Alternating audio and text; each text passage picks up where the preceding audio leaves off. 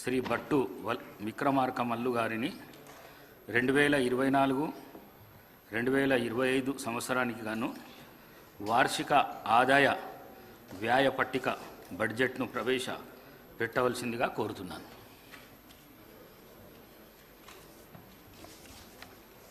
Honorable Speaker, sir, with your permission, I beg to present the annual financial statement, budget for 2024-25.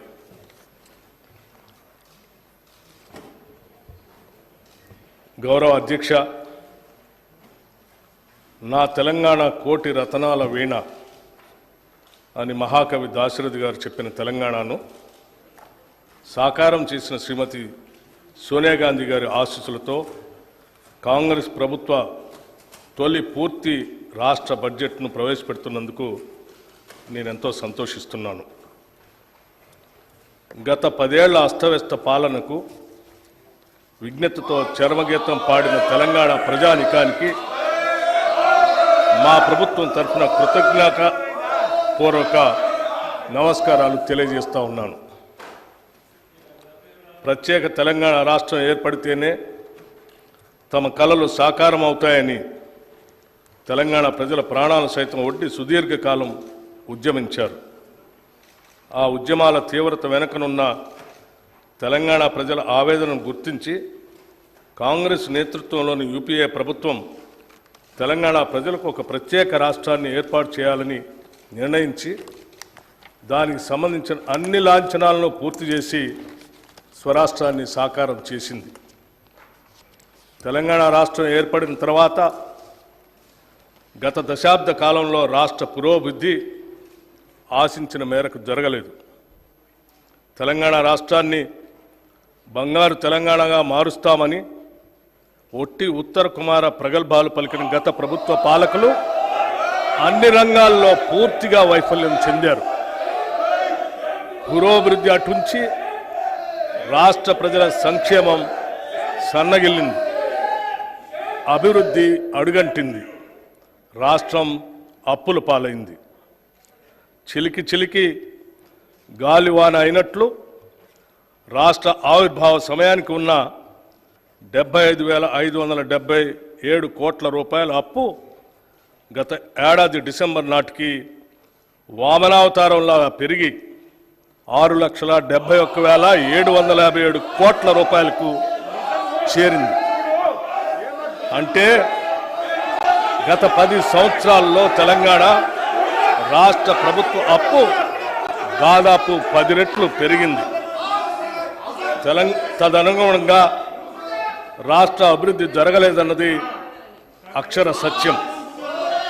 ఉమ్మడి ఆంధ్రప్రదేశ్లో తెలంగాణ రాష్ట్రానికి రావాల్సిన నీళ్లు, నిధులు, నియామకాలు దక్కటం లేదన్న కారణంగా ఉద్యమించిన రాష్ట్ర ప్రజల ఆకాంక్షలు ఎంతవరకు నెరవేరాయి అన్న ప్రశ్నకు మనమంతా కలిసి సమాధానం చెప్పుకోవాల్సిన అవసరం ఉంది. తెలంగాణ వాటాగా వచ్చే నీళ్లను రాష్ట్ర ప్రజల సాగునీరు అవసరాలకు వినియోగించాలన్నది ప్రభుత్వ ప్రధాన సంకల్పం. అయితే గత దశాబ్ద కాలంలో పాలకులు తీసుకున్న తప్పుడు విధాన నిర్ణయాల కారణంగాను, నాణ్యత లేని పనుల కారణంగాను సాగునీటి ప్రాజెక్టులు ఆశించిన ఫలితాలను ఇవ్వలేకపోతున్నాయి. నీళ్లు ఏ కాలువల ద్వారా పారించాలన్న ధ్యేయంతో కాకుండా అవినీతి సొమ్మును ఏ కాలువల ద్వారా ప్రవహింపచేయాలన్న లక్ష్యంతో గత ప్రభుత్వం పనిచేయటం వల్ల రైతుల సాగునీటి సమస్యలు అపరిష్కృతంగానే మిగిలిపోయాయి. పర్యవసానంగా మన నీళ్లను మనం సమర్థవంతంగా వాడుకోలేని పరిస్థితి దాపురించింది. ఈ పరిస్థితి నుండి బయటపడే విధంగా తగిన దిద్దుబాటు చర్యలను చేపట్టడంతో పాటు మరింత మేలైన ప్రాజెక్టుల నిర్మాణం చేపట్టాలనే కృతనిశ్చయంతో ఈ ప్రభుత్వం ఉంది. ఇక నిధుల విషయానికి వస్తే గత ప్రభుత్వ కాలంలో ఆదాయం ద్వారా కానీ, అప్పుల ద్వారా కానీ, తదితర మార్గాల ద్వారా కానీ సమకూరిన నిధుల వ్యయానికి రాష్ట్ర పురోగతికి ఏమాత్రం పొంతలు లేని పరిస్థితి నెలకొంది. ఓ పక్క అప్పులు పెరగడంతో పాటు వేరొక పక్క బిల్లుల బకాయిలు భారీగా పెరిగిపోవటం వల్ల రాష్ట్ర ఆర్థిక పరిస్థితి ప్రమాద స్థాయికి చేరుకుంది. ప్రణాళికాబద్ధంగా నడపవలసిన రాష్ట్ర ఆర్థిక వ్యవస్థను ఒంటెద్దు పోకడలతో స్వంత జాగీరుల ఆర్థిక క్రమశిక్షణ ఏమాత్రం పాటించక గత ప్రభుత్వం చేసిన తప్పిదాల పర్యవసానం మేము ఈరోజు వారసత్వంగా అందుకున్నాం. రాష్ట్ర విభజన నాటికి ఎంతో సమృద్ధిగా ఆర్థికంగా పరిపుష్టిగా ఉన్న రాష్ట్రం నేడు అప్పుల కుప్పగా మారటం విచారకరం. కనీసం రాష్ట్ర ప్రభుత్వ ఉద్యోగుల వేతనాల చెల్లింపులకు, పెన్షన్ చెల్లింపులకు కటకటలాడి సరైన కాలంలో చెల్లించకపోవటం వారి ఆర్థిక క్రమశిక్షణ రాహిత్యానికి, ప్రజా సంక్షేమంపై నిర్లక్ష్యానికి మచ్చుతునక మాత్రమే. ఇటువంటి నిర్లక్ష్య వైఖరి వల్ల అటు ఉద్యోగులు, పెన్షనర్లు మాత్రమే కాక సామాన్య ప్రజలు, ప్రభుత్వ పథకాలపై ఆధారపడిన అభాగ్యులు, పేద ప్రజలు చెప్పుకోలేని కష్టాలు పడ్డారు. మా ప్రభుత్వం ఏర్పడే నాటికి కుంటుపడిన ఆర్థిక వ్యవస్థను గాడిలో పెట్టడం మేము ఎదుర్కొన్న పెను సవాలు. తలకు మించిన రుణభారం ఉన్నప్పటికీ దోబరా ఖర్చులు కట్టడి చేసి ఆర్థిక క్రమశిక్షణతో పాలన ప్రారంభించాం. తద్వారా ఉద్యోగులకు, పెన్షన్దారులకు సకాలంలో జీతాలు చెల్లించడానికి వెసులుబాటు కలిగింది. ఈ సంవత్సరం మార్చి నెల నుండి 3.69 లక్షల ప్రభుత్వ ఉద్యోగులకు, 2.87 లక్షల పెన్షన్దారులకు క్రమం తప్పకుండా ప్రతి నెల మొదటి తారీఖున జీతాలు, పెన్షన్లు చెల్లించడానికి మా ప్రభుత్వం చర్యలు తీసుకుంది. డిసెంబర్ 2023లో మా ప్రభుత్వం రాష్ట్ర ఆర్థిక స్థితిపై శ్వేతపత్రం విడుదల చేసే నాటికి 6,71,757 కోట్ల రూపాయల అప్పులు ఉన్నట్లు తేలింది. గత ప్రభుత్వం చేసిన అప్పులైనా ప్రభుత్వ పరంగా బాధ్యతతో వాటి తీర్చేందుకు అన్ని చర్యలకు శ్రీకారం చుట్టాం. మా ప్రభుత్వం ఏర్పడిన తర్వాత 35,118 కోట్ల రూపాయలు రుణాలు తీసుకోగా గత ప్రభుత్వం చేసిన రుణాలలో అసలు వడ్డీలతో కలిపి 42,892 కోట్ల రూపాయలు బకాయిల్ని చెల్లించాం. అంటే మా ప్రభుత్వం తీసుకున్న రుణాల కన్నా 7,774 కోట్ల రూపాయలు ఎక్కువగా రుణాలు ఈ కొద్ది నెలల్లోనే చెల్లించడం ద్వారా మా చిత్తశుద్ధి అర్థమవుతుంది. గత ప్రభుత్వం నిర్వాహకం వల్ల చివరికి అప్పులు కట్టడానికి కూడా అప్పులు తీసుకునే పరిస్థితికి రాష్ట్రం దిగజారింది. రాష్ట్ర ఆర్థిక పరిస్థితి ఎంత క్లిష్టంగా ఉన్నా సంక్షేమాన్ని మాత్రం మేము విస్మరించలేదు. డిసెంబర్ నుండి నేటి వరకు 34,579 కోట్ల రూపాయలు వివిధ పథకాలపై ఖర్చు చేశాం. ఈ పథకాల్లో ముఖ్యమైనవి మహిళలకు ఉచిత బస్సు ప్రయాణం, 200 యూనిట్ల ఉచిత కరెంట్, రైతు భరోసా, బియ్యంపై సబ్సిడీలు మరియు చేయూత. సంక్షేమంతో పాటు మూలధన వ్యయానికి, క్యాపిటల్ ఎక్స్పెండిచర్ కూడా అదనంగా 19,456 కోట్ల రూపాయలు ఖర్చు చేశాం. తెలంగాణ రాష్ట్రం ఏర్పడిన 10 ఏళ్ల తర్వాత వాస్తవానికి దగ్గరగా ప్రణాళికాబద్ధమైన బడ్జెట్ను తొలిసారిగా మా ప్రభుత్వం 2024 ఫిబ్రవరి 10న శాసనసభలో ప్రవేశపెట్టడం జరిగింది. గత దశాబ్ద కాలంలో నియామకాల విషయానికి వస్తే రాష్ట్ర నిరుద్యోగ యువత కన్న కలలు కలలైపోయాయి. కొత్త ఉద్యోగాలు సృష్టించమనే మాట ఉంచితే ఉన్న ఉద్యోగాల నియామక ప్రక్రియల్లో గత ప్రభుత్వం చూపించిన అలసత్వం, నిర్లక్ష్యం కారణంగా నిరుద్యోగ యువత ఆశలు అడుగంటిపోయాయి.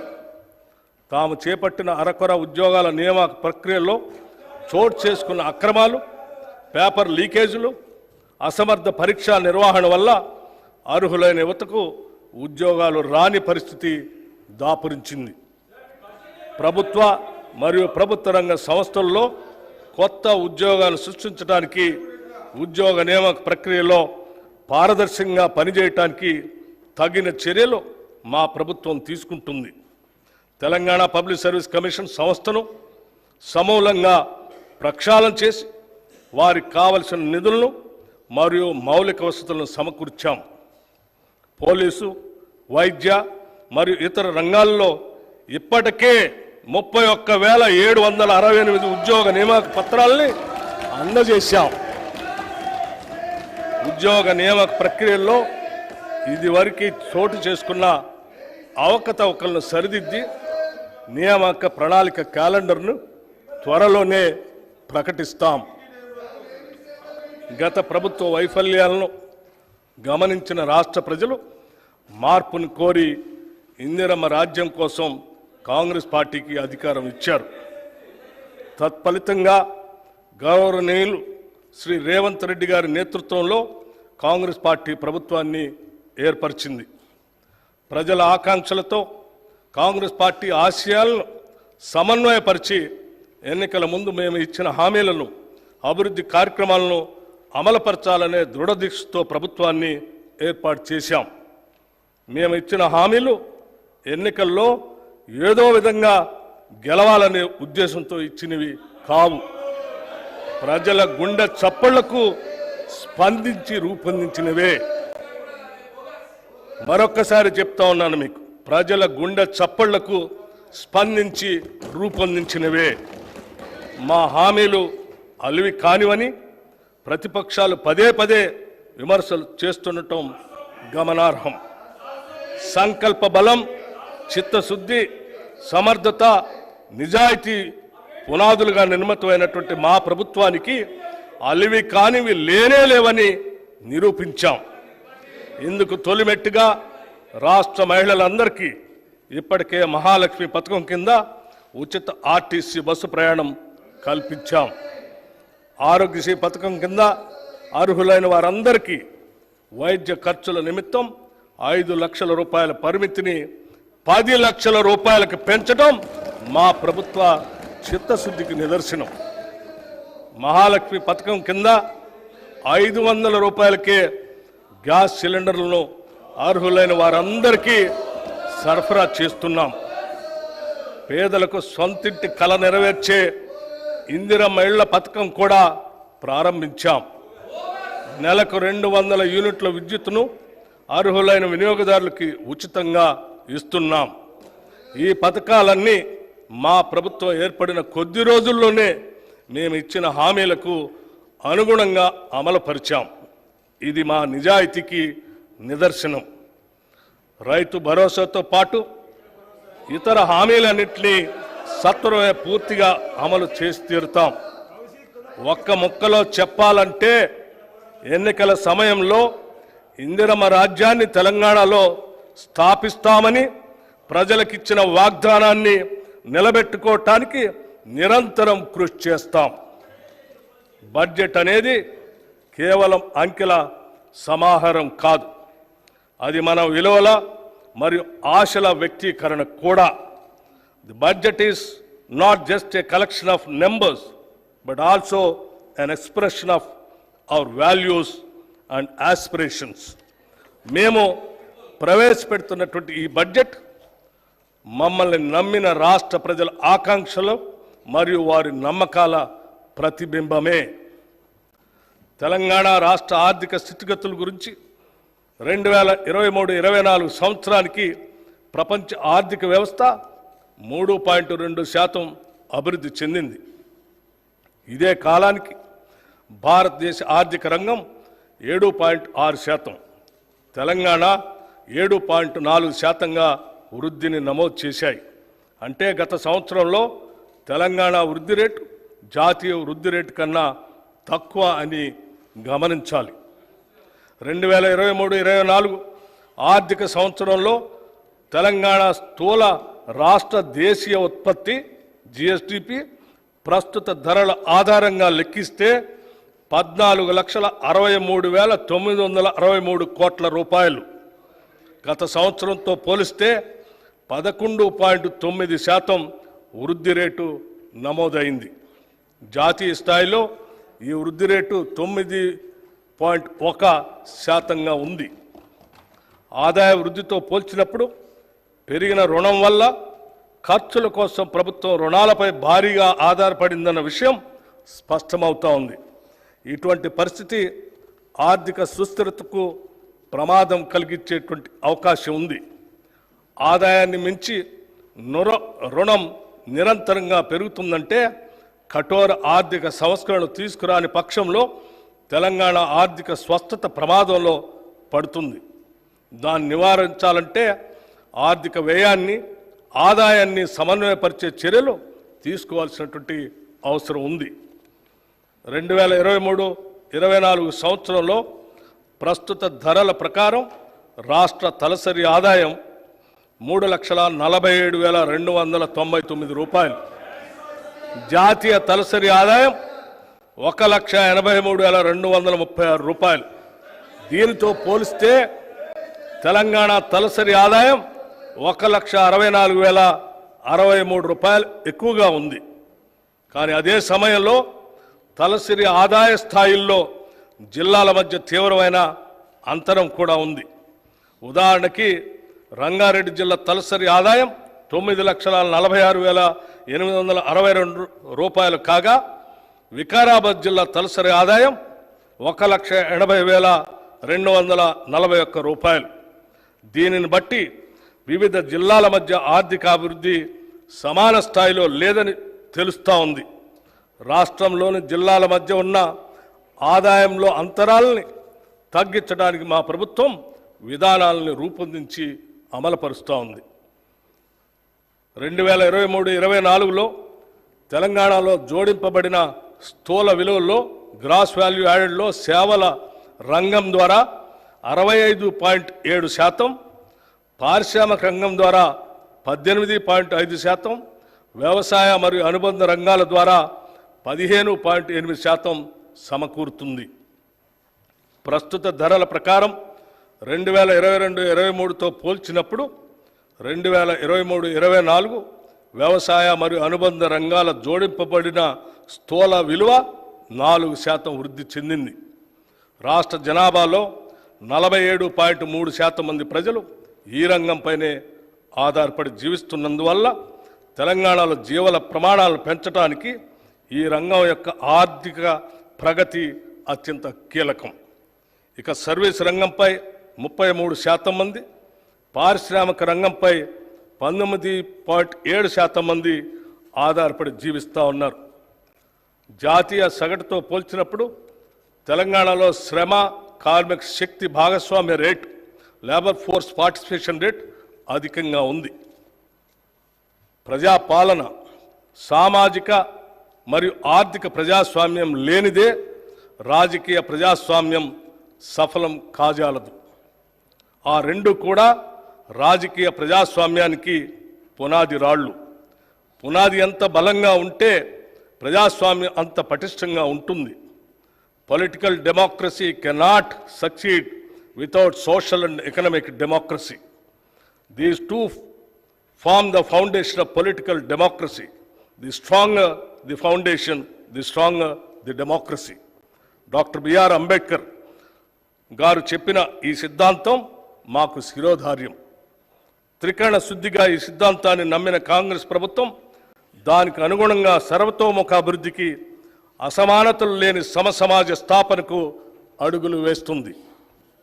కాంగ్రెస్ ప్రభుత్వం ఏర్పడిన అనతి కాలంలోనే ప్రజాపాలనకు అంకురార్పణ చేసింది. డిసెంబర్ 28, 2023 నుండి జనవరి 6, 2024 వరకు ప్రభుత్వ హామీల అమలుకు రాష్ట్రంలోని అన్ని గ్రామాలలో, వార్డుల్లో సభలు ఏర్పాటు చేసి లబ్ధిదారుల నుండి 1,09,00,000 దరఖాస్తులు స్వీకరించబడ్డాయి. వాటన్నిటినీ కంప్యూటర్ ప్రోగ్రాం ద్వారా క్రోడీకరించాం. వచ్చిన దరఖాస్తులన్నింటినీ పరిశీలించి వివిధ పథకాలకు అర్హులైన వారందరినీ గుర్తించి వారికి పథకాలని అందజేస్తున్నాం. ఈ సంవత్సరం మార్చి 5వ తేదీ నుండి ప్రతి మండల కేంద్రంలో ప్రజాపాలన సేవా కేంద్రాల్ని ప్రారంభించాం.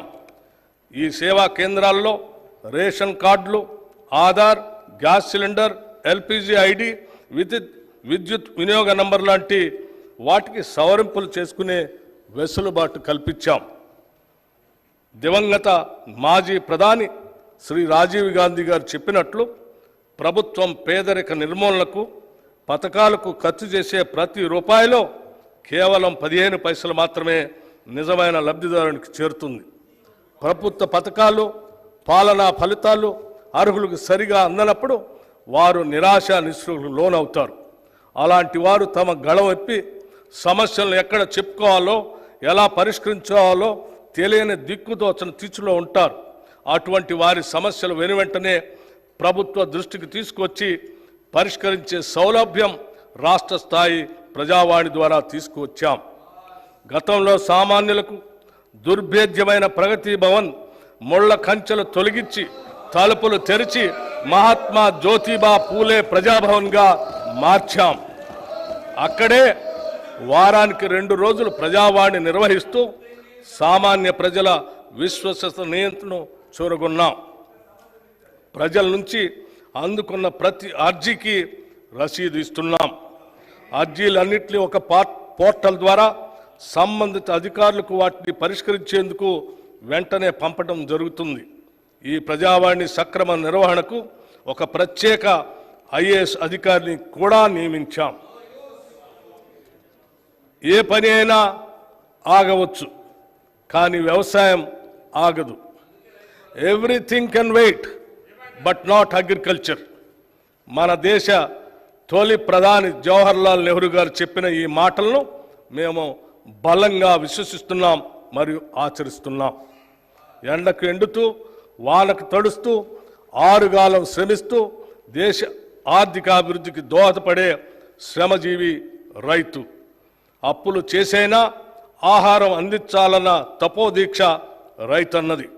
ఆహార భద్రత కల్పిస్తూ సమాజాన్ని ఆదుకునే రైతన్నకు భరోసా కల్పించడం ప్రభుత్వ కనీస బాధ్యత. వ్యవసాయ రంగంలో అభివృద్ధి సాధించాలంటే రైతన్నలకు తగిన ప్రోత్సాహకాలని కల్పించాలి. రైతుకి ఇచ్చే చేయూత 2 విధాలుగా ఉండాలి. మొదటిది వారికి పెట్టుబడి సమస్యలు లేకుండా చూడటం. రెండవది వారు పండించిన పంటకు భద్రత కల్పిస్తూ వ్యవసాయ ఉత్పత్తులకు తగిన గిట్టుబాటు ధరలు దక్కేలా చూడటం. It always seems impossible until it's done. పెద్దలు నెల్సన్ మండేలా గారు చెప్పిన ఈ అంశాన్ని మేము ప్రతి సందర్భంలో రుణమాఫీ ఏదైనా పని జరిగే వరకు అది అసాధ్యంగా గోచరిస్తుందని నెల్సన్ మండేలా గారు చెప్పిన ఈ మాటలు కాంగ్రెస్ ప్రభుత్వ రుణమాఫీ హామీకి అక్షరాల వర్తిస్తాయి. రైతులకు 2 లక్షల రుణమాఫీ అనేది మా కాంగ్రెస్ ప్రభుత్వం ఇచ్చిన హామీలలో అత్యంత ప్రధానమైనది. ఎంతో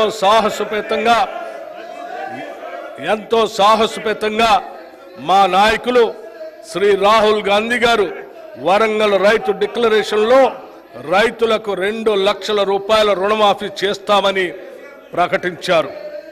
ఈ రుణమాఫీకి అవసరమైన నిధులు ఎలాగైనా సమీకరించాలనే సంకల్ప బలం మాకు మొదటి నుంచి ఉంది. గత ప్రభుత్వం 2014లో రైతులకి 1 లక్ష రూపాయల రుణమాఫీ చేస్తామని ప్రకటించి 2014 నుండి 2018 వరకు 4 విడతల్లో నిధులు విడుదల చేసింది.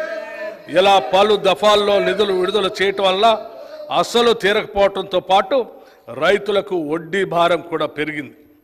రెండోసారి అధికారంలోకి వచ్చిన తర్వాత కూడా మళ్ళీ 1 లక్ష రూపాయలు మాఫీ చేస్తామని చెప్పి 5 సంవత్సరాల కాలంలో సరిగ్గా ఎన్నికల ముందు కొద్దిపాటి నిధులు విడుదల చేసి చేతులు దులుపుకున్నారు. దీనివల్ల రైతులు తీవ్రంగా నష్టపోయారు. వడ్డీ భారం పెరిగిపోవటం, పాత బకాయిలు తీరకపోవటం వలన బ్యాంకులు కొత్త రుణాలు ఇవ్వలేదు. వ్యవసాయానికి పెట్టుబడి అందక రైతులు వడ్డీ వ్యాపారుల దయాదాక్షిణ్యాలపై ఆధారపడి బతకాల్సిన దుస్థితి ఏర్పడింది.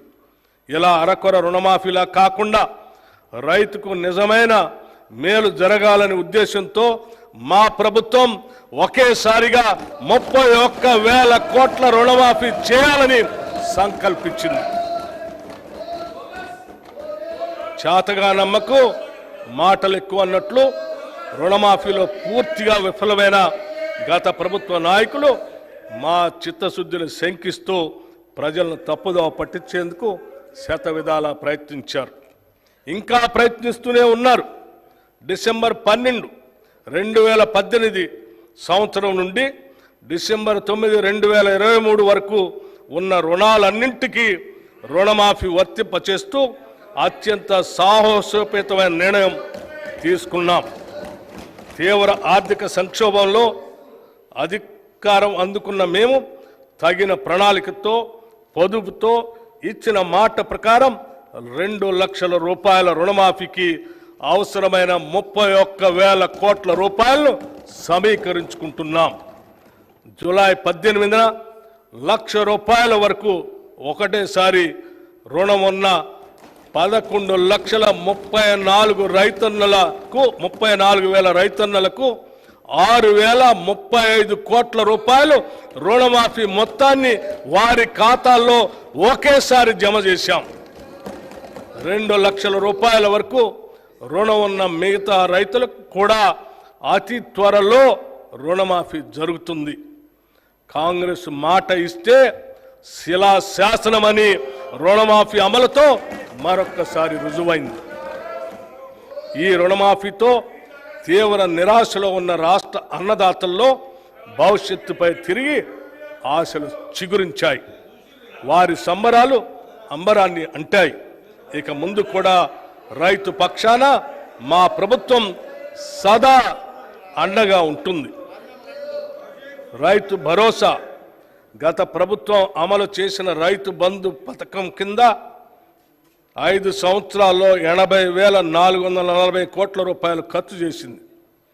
దీనిలో అధిక శాతం లబ్ధి అనర్హులకి, సాగులో లేని భూమి యజమానులకి, రియల్ ఎస్టేట్ వ్యాపారులకి అందటం వల్ల నిధులు భారీగా దుర్వినియోగం అయ్యాయి.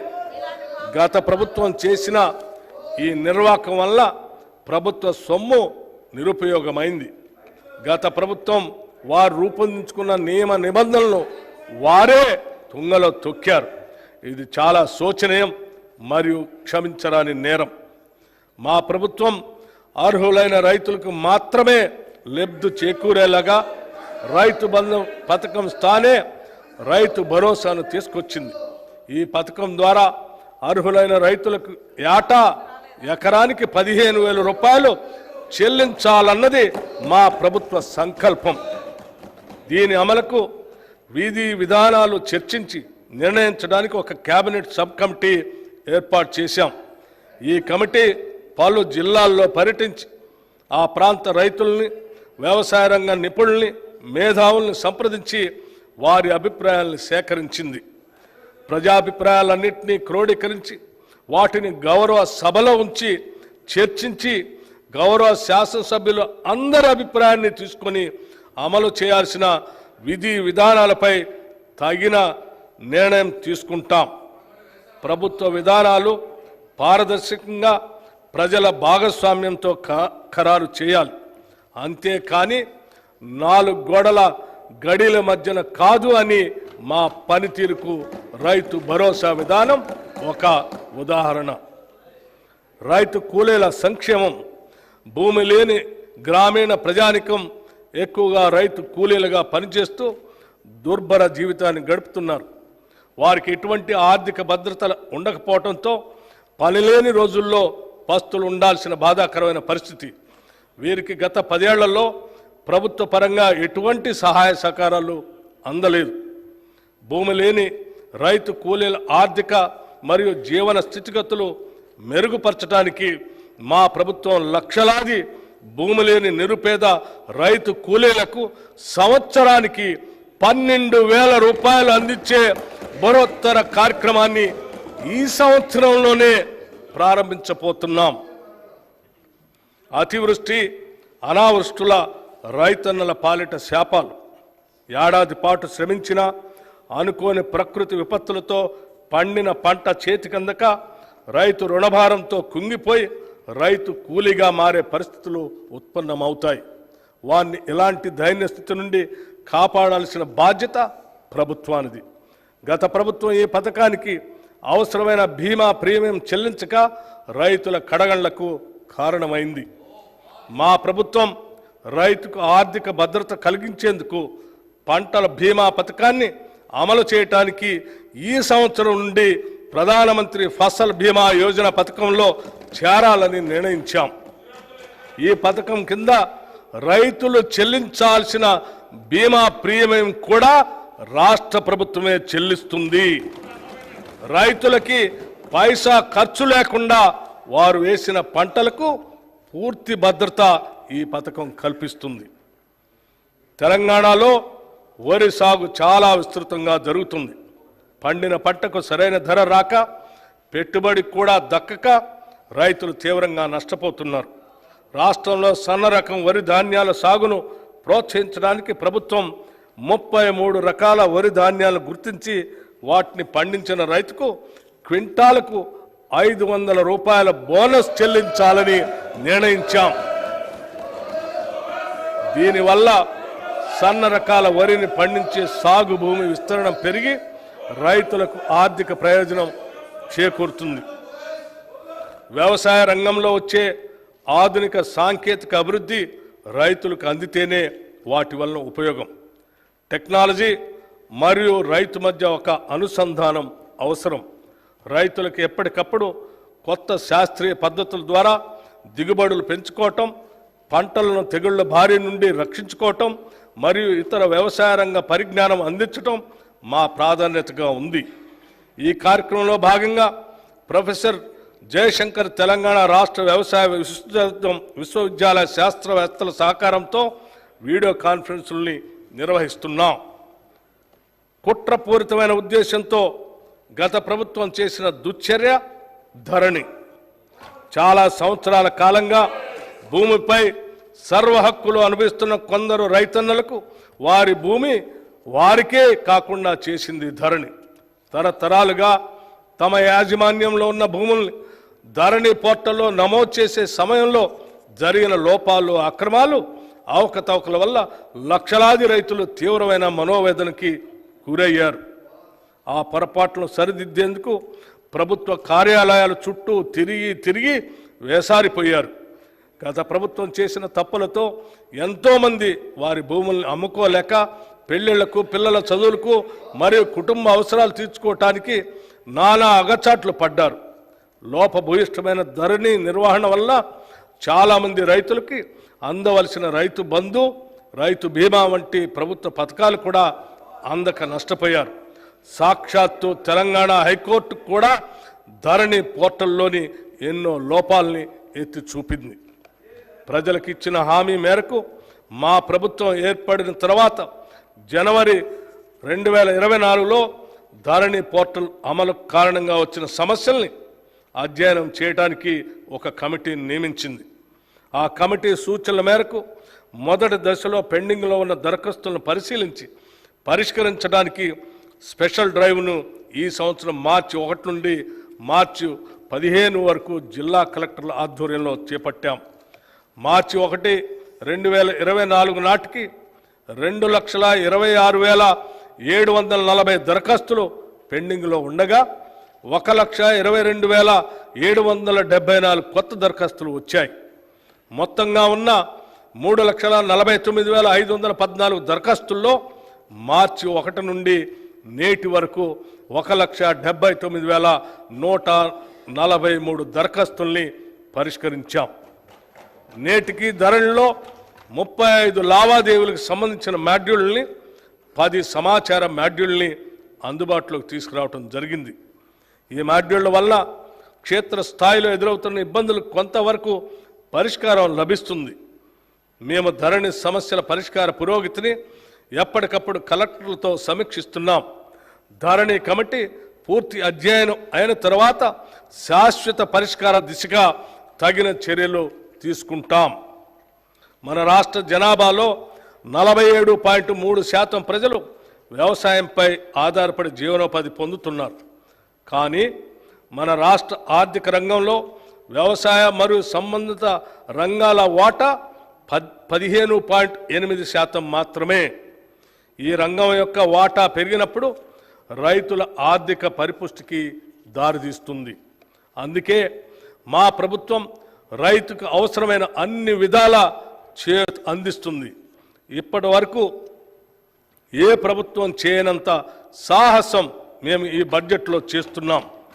మొత్తం ప్రతిపాదిత బడ్జెట్లో సింహభాగం అంటే 72,659 కోట్ల రూపాయలు వ్యవసాయ రంగానికి ప్రతిపాదిస్తున్నాం. ఇది రైతుల తలరాతలు మార్చే ఒక చారిత్రాత్మక నిర్ణయం. భారతదేశ చరిత్రలో వ్యవసాయ రంగానికి ఇది ఒక మైలురాయి.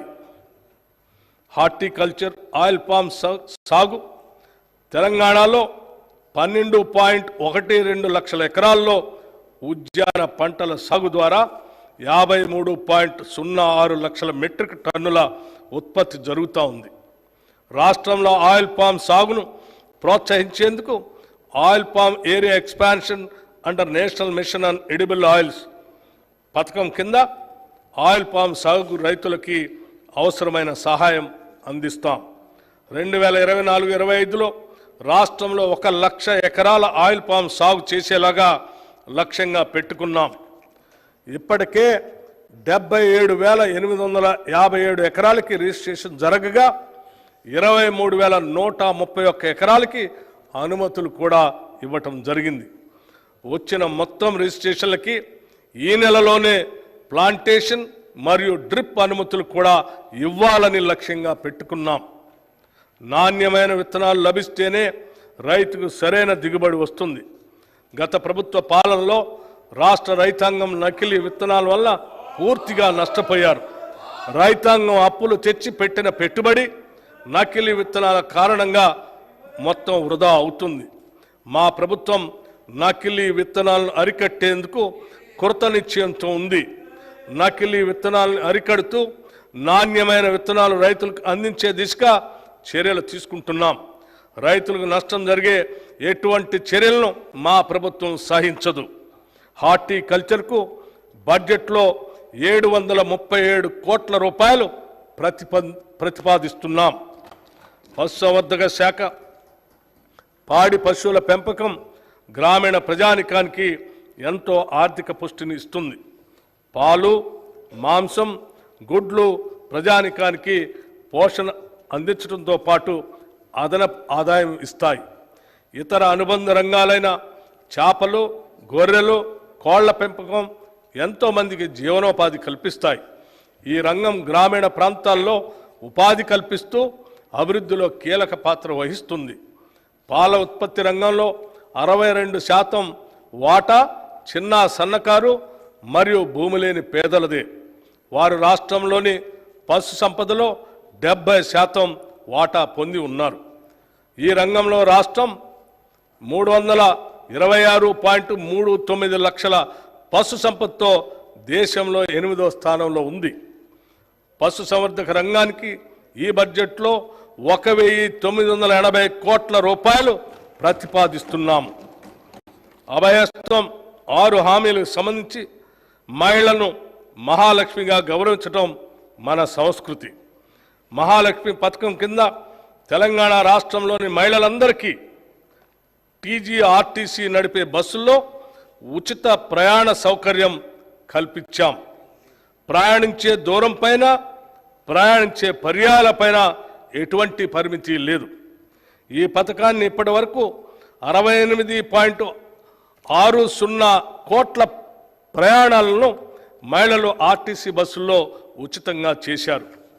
పర్యవసానంగా తెలంగాణ మహిళలకు 2,351 కోట్ల రూపాయలు ఆదా అయింది.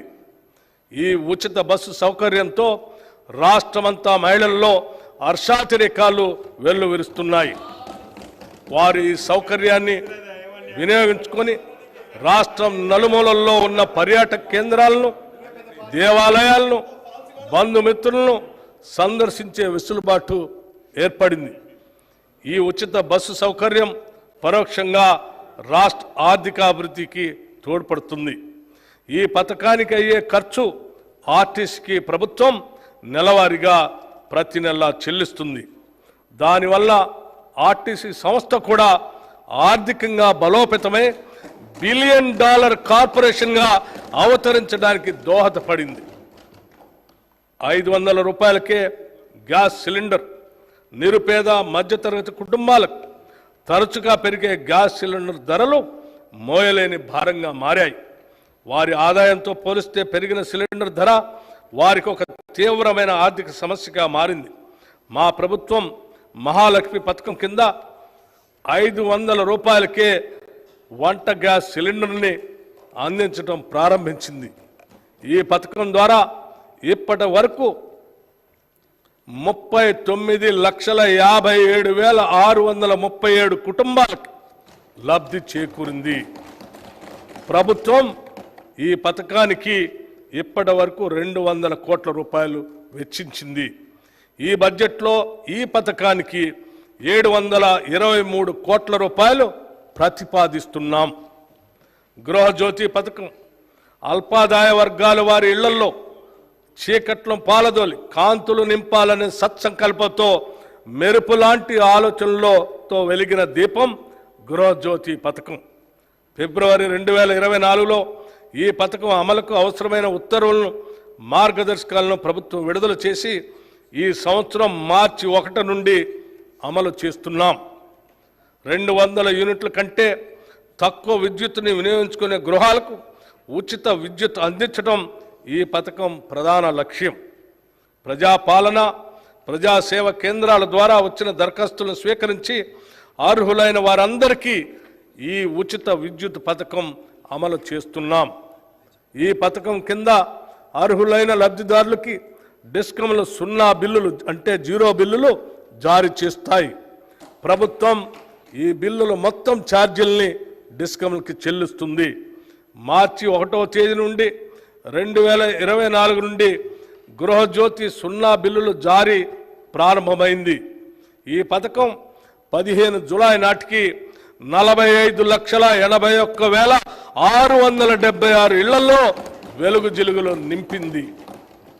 గృహజ్యోతి పథకం కింద జూన్ వరకు అందించిన విద్యుత్కు గాను డిస్కంలకు ప్రభుత్వం ఇప్పటి వరకు 583.05 కోట్ల రూపాయలు చెల్లించింది.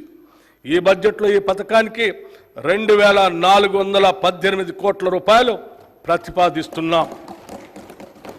ఇందిరమ్మ ఇళ్ళు రోటీ కపడా ఔర్ మకాన్లో మకాన్ ఎంతో మంది నిరుపేదలకు ఎండమావే. పూట గడవని నిరుపేదలకు గూడును సమకూర్చడం ప్రభుత్వ ప్రధాన కర్తవ్యం. గత ప్రభుత్వం నిరుపేదలకు ఆశలు కల్పించి వారికి ప్రభుత్వ ఇళ్లు కేటాయించకుండా వారిని దగా చేసింది. అసెంబ్లీ ఎన్నికల మేనిఫెస్టోలో పేర్కొన్న విధంగా మా ప్రభుత్వం ఇందిరమ్మ ఇళ్ళు అనే నూతన గృహ నిర్మాణ కార్యక్రమాన్ని ప్రారంభించి వారి ఆశలు నిజం చేసింది.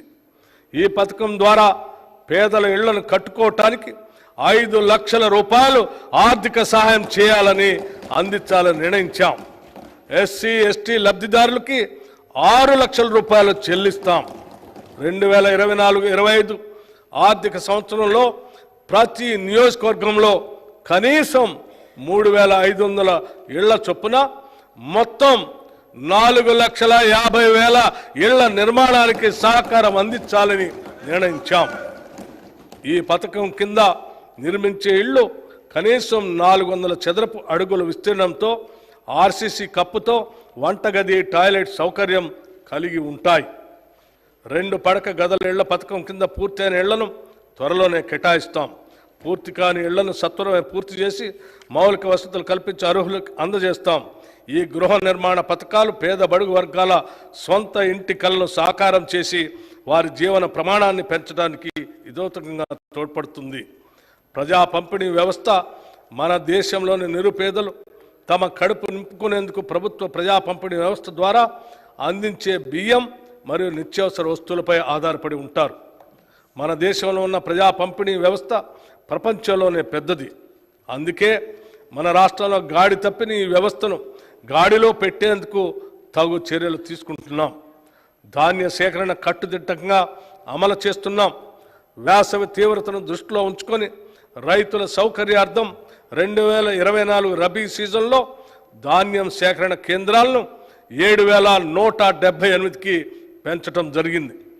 2023-24 రబీ సీజన్కు ముందు జాగ్రత్త చర్యగా రైతులకు సహాయపడేందుకు ఈ సంవత్సరం మార్చి 25 నాటికే ధాన్యం సేకరణ కేంద్రాలని నెలకొల్పాం. వర్ష సూచనను, వాతావరణ పరిస్థితులను ధాన్యం సేకరణ కేంద్రాలకు గంటకు తెలియజేసే వాతావరణ యాప్ను అభివృద్ధి చేసి రైతులకు అప్రమత్తం చేస్తూ పంట నష్టాన్ని నివారించడానికి ప్రయత్నిస్తున్నాం. గత ప్రభుత్వ హయాంలో రైతుల నుండి కొనుగోలు చేసిన ధాన్యానికి సకాలంలో చెల్లింపులు జరిగేవి కాదు. కానీ మేము ఈ చెల్లింపులు కేవలం 48 గంటల్లోనే చేస్తున్నాం. దానివల్ల రైతుకి పైకం వెంటనే చేతికొచ్చి అక్రమాలకి అడ్డుకళ్ళం పడుతుంది. ఇప్పటి వరకు 10,556 కోట్ల రూపాయలు రైతుల ఖాతాల్లోకి జమ చేయటం జరిగింది. 2010-11 నుండి 2022-23 సంవత్సరాల మధ్య సుమారు 1000 మంది మిల్లర్లు ప్రభుత్వానికి దాదాపు 3,000 కోట్లు బకాయి పడ్డారు. ప్రభుత్వానికి ఇవ్వాల్సిన బియ్యం ఇవ్వకుండా ప్రజాధనంతో ఎంతోమంది మిల్లర్లు వ్యాపారం చేస్తూ కోట్లు గడించారు. ఇది అందరి కళ్ళ ముందే జరుగుతున్నా కూడా గత ప్రభుత్వం ఎప్పుడూ దీన్ని అరికడదామనే ఆలోచన చేయలేదు. సరికదా, వారిపై ఎటువంటి కఠిన చర్యలు తీసుకోకుండా పరోక్షంగా కాపాడింది. ఈ విషయంలో జరుగుతున్న అవకతవకలను గుర్తించి వెంటనే దిద్దుబాటు చర్యలు తీసుకున్నాం. గత 6 నెలలుగా విజిలెన్స్ విభాగం మిల్లర్లపై దాడులు చేస్తూ బకాయిలు రాబట్టింది. ప్రభుత్వ కృషి వల్ల గత 6 నెలల్లో బకాయి పడ్డ కస్టమ్ మిల్లర్స్ నుంచి 450 కోట్లు వసూలు చేశాం. 509 కోట్ల బకాయిలు వసూలు చేయడానికి 60 మిల్లులపై రెవెన్యూ రికవరీ చట్టం ప్రయోగించాం. గత 6 నెలల నిరంతర పర్యవేక్షణ చర్యల వల్ల ఎఫ్సిఐకి డెలివరీలు వేగవంతమై 36 లక్షల మెట్రిక్ టన్నుల ధాన్యం ఇచ్చాం. చిరకాలంగా పేరుకుపోయిన సమస్యలపై దృష్టి సారించి కేంద్ర ప్రభుత్వంలో ఫుడ్ కార్పొరేషన్ ఆఫ్ ఇండియాతోనూ వ్యవహరించడానికి కొత్త వ్యూహాలను అనుసరించాం. గత 3 నెలల్లో ఈ విధానం ద్వారా కేంద్ర ప్రభుత్వం ఎఫ్సిఐ నుండి 3,561.64 కోట్ల రూపాయలని సాధించుకోగలిగాం. అలాగే 1,323.86 కోట్ల రూపాయల బకాయి పడ్డ రుణాన్ని కూడా తగ్గించుకోగలిగాం. మేము మొదలుపెట్టిన ఈ ప్రయత్నాల వల్ల పౌర సరఫరా శాఖ సేవలు ఇప్పటికే ఎంతో మెరుగయ్యాయి. ప్రజా పంపిణీకి ఈ బడ్జెట్లో 3,836 కోట్ల రూపాయలు ప్రతిపాదిస్తున్నాం. పంచాయతీరాజ్ గ్రామీణ అభివృద్ధికి సంబంధించి మహాత్మా గాంధీ పేర్కొన్న విధంగా భారతదేశ ఆత్మ దాని గ్రామాల్లో కనిపిస్తుంది. కానీ గత దశాబ్ద కాలంలో ప్రభుత్వ నిర్లక్ష్యం వల్ల స్థానిక సంస్థలు నిర్వీర్యమైపోయాయి. కేవలం కొత్త గ్రామ పంచాయతీలు ఏర్పరిచి వాటికి ఎటువంటి ఆర్థిక వనరులు కల్పించకపోవడంతో ఆ గ్రామాల్లో కనీస మౌలిక సదుపాయాలు లేక అభివృద్ధికి నోచుకోలేదు. గ్రామ స్వరాజ్యానికై నిరంతరం కృషి చేసి గ్రామీణ అభివృద్ధికి జవసత్వాలు నింపిన శ్రీమతి ఇందిరాగాంధీ, శ్రీ రాజీవ్ గాంధీ చూపిన బాటలోనే నడవాలని మా ప్రభుత్వ సంకల్పం. ప్రతి గ్రామాన్ని సమగ్రాభివృద్ధి కేంద్రంగా మలచాలన్నది లక్ష్యం. గ్రామాల్లో స్థానిక స్వపరిపాలన సజావుగా సాగే విధంగా ప్రభుత్వం చర్యలు చేపట్టింది. పక్కా రోడ్లు లేని మారుమూల గ్రామాలకు మరియు నివాస ప్రాంతాలకు రోడ్డు నిర్మాణాన్ని చేపడతాం.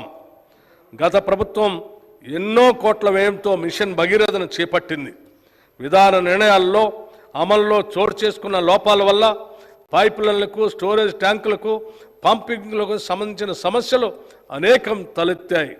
ఈ ప్రాజెక్టు నిర్మాణంలో జరిగిన అక్రమాల వల్ల ఇప్పటికీ చాలా గ్రామీణ ప్రాంతాలకు సురక్షిత తాగునీటి సౌకర్యం లేదు.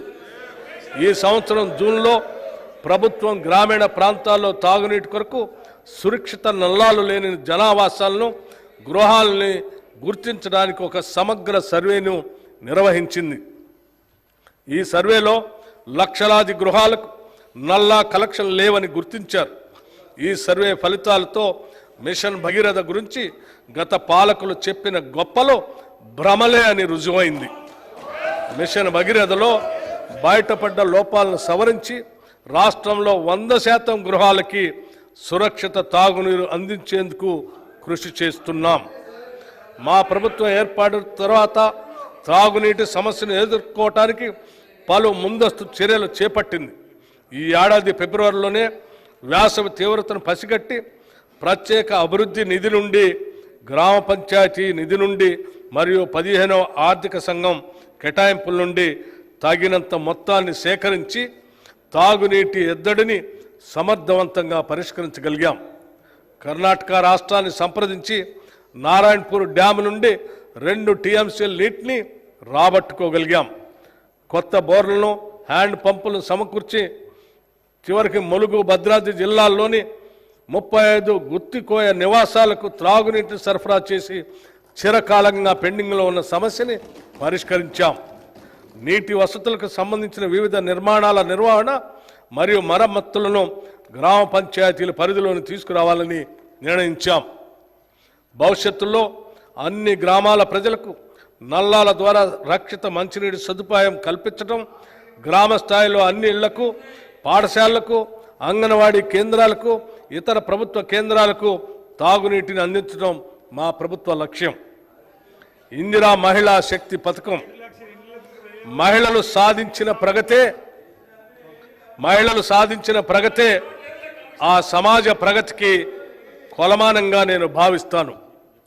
I measure the progress of the community by the degree of progress which women have achieved.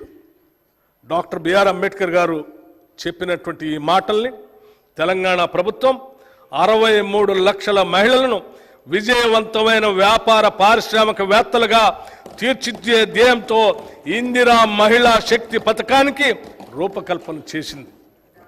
స్త్రీ నిధి ఏర్పాటు, బ్యాంకులతో అనుసంధానం అనే మార్గాల ద్వారా 1,00,000 కోట్ల రూపాయల ఆర్థిక సహాయాన్ని అందించి ఈ లక్ష్యం సాధిస్తాం.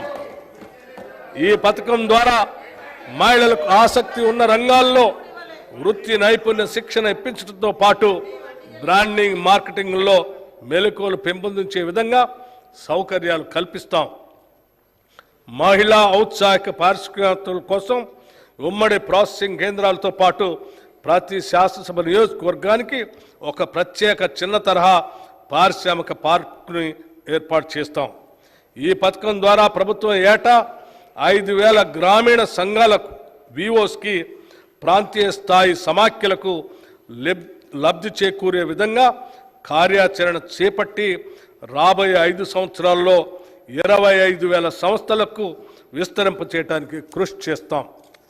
దీనితో పాటు ఇందిరా మహిళా శక్తి పథకంలో భాగంగా రుణ బీమా పథకాన్ని ఈ సంవత్సరం మార్చి నెలలో ప్రభుత్వం ప్రవేశపెట్టింది. ఈ పథకం ద్వారా సభ్యురాలు మరణించినప్పుడు పొరపాటున ఆమె పేరున ఉన్న రుణాన్ని గరిష్టంగా 2 లక్షల రూపాయల వరకు మాఫీ చేయటం జరుగుతుంది. దీన్ని అమలు పరచడానికి 50.4 కోట్ల రూపాయలు నిధులు కేటాయించాం. స్వయం సహాయక సంఘాలు ఒకప్పుడు దేశంలో అగ్రగామిగా నిలిచిన మన మహిళా స్వయం సహాయక సంఘాలు కొన్నేళ్లుగా గత ప్రభుత్వ అలసత్వంతో, నిధులు లేమితో కుంటుపడ్డాయి. పేద మధ్యతరగతి మహిళా అభ్యున్నతికి, ఆర్థిక స్వావలంబనకి సహాయ సంఘాలు ఎంతో ఊతమిస్తాయి. వీటి పునరుద్ధరణకు ప్రతి సంవత్సరానికి కనీసం 20,000 కోట్లకు తగ్గకుండా వచ్చే 5 సంవత్సరాల్లో 1,00,000 కోట్ల రూపాయలు వడ్డీ లేని రుణాలని అందించాలని మా ప్రభుత్వం సంకల్పించింది. ఈ నిధులు మైక్రో, స్మాల్ ఇండస్ట్రియల్ పార్కుల ఏర్పాటుకు సహాయపడి మహిళల పారిశ్రామికవేత్తల స్థాయికు ఎదిగేందుకు అవకాశం కల్పిస్తాయి. ఈ పథకం ద్వారా ఇందిరా జీవిత బీమా పథకం, ఈ పథకం ద్వారా స్వయం సహాయక సంఘాల్లోని దాదాపు 63.86 లక్షల మంది మహిళా సభ్యులకి జీవిత బీమా సౌకర్యం కల్పిస్తున్నాం. స్వయం సహాయక సంఘాల్లోని సభ్యులు ఎవరైనా ప్రమాదవశత్తు మరణిస్తే వారికి 10 లక్షల జీవిత బీమా చేయటం జరిగింది. స్కూల్ యూనిఫామ్లను కుట్టే పనిని స్వయం సహాయక బృందాలు మహిళా సభ్యులకి అప్పజెప్పాలని పాఠశాల విద్యాశాఖను, సంక్షేమ శాఖను, జిల్లా కలెక్టర్లను ఆదేశిస్తూ ప్రభుత్వం ఈ ఏడాది మార్చి నెలలో ఉత్తర్వులు జారీ చేసింది. మహిళా శక్తి ప్రారంభోత్సవ కార్యక్రమంలో రాష్ట్ర ముఖ్యమంత్రి వర్యులకు అందిన అభ్యర్థన మేరకు స్కూల్ యూనిఫామ్లో కుట్టు ఛార్జీల్ని జతకు 50 రూపాయల నుండి 75 రూపాయలకు పెంచడం కూడా జరిగింది.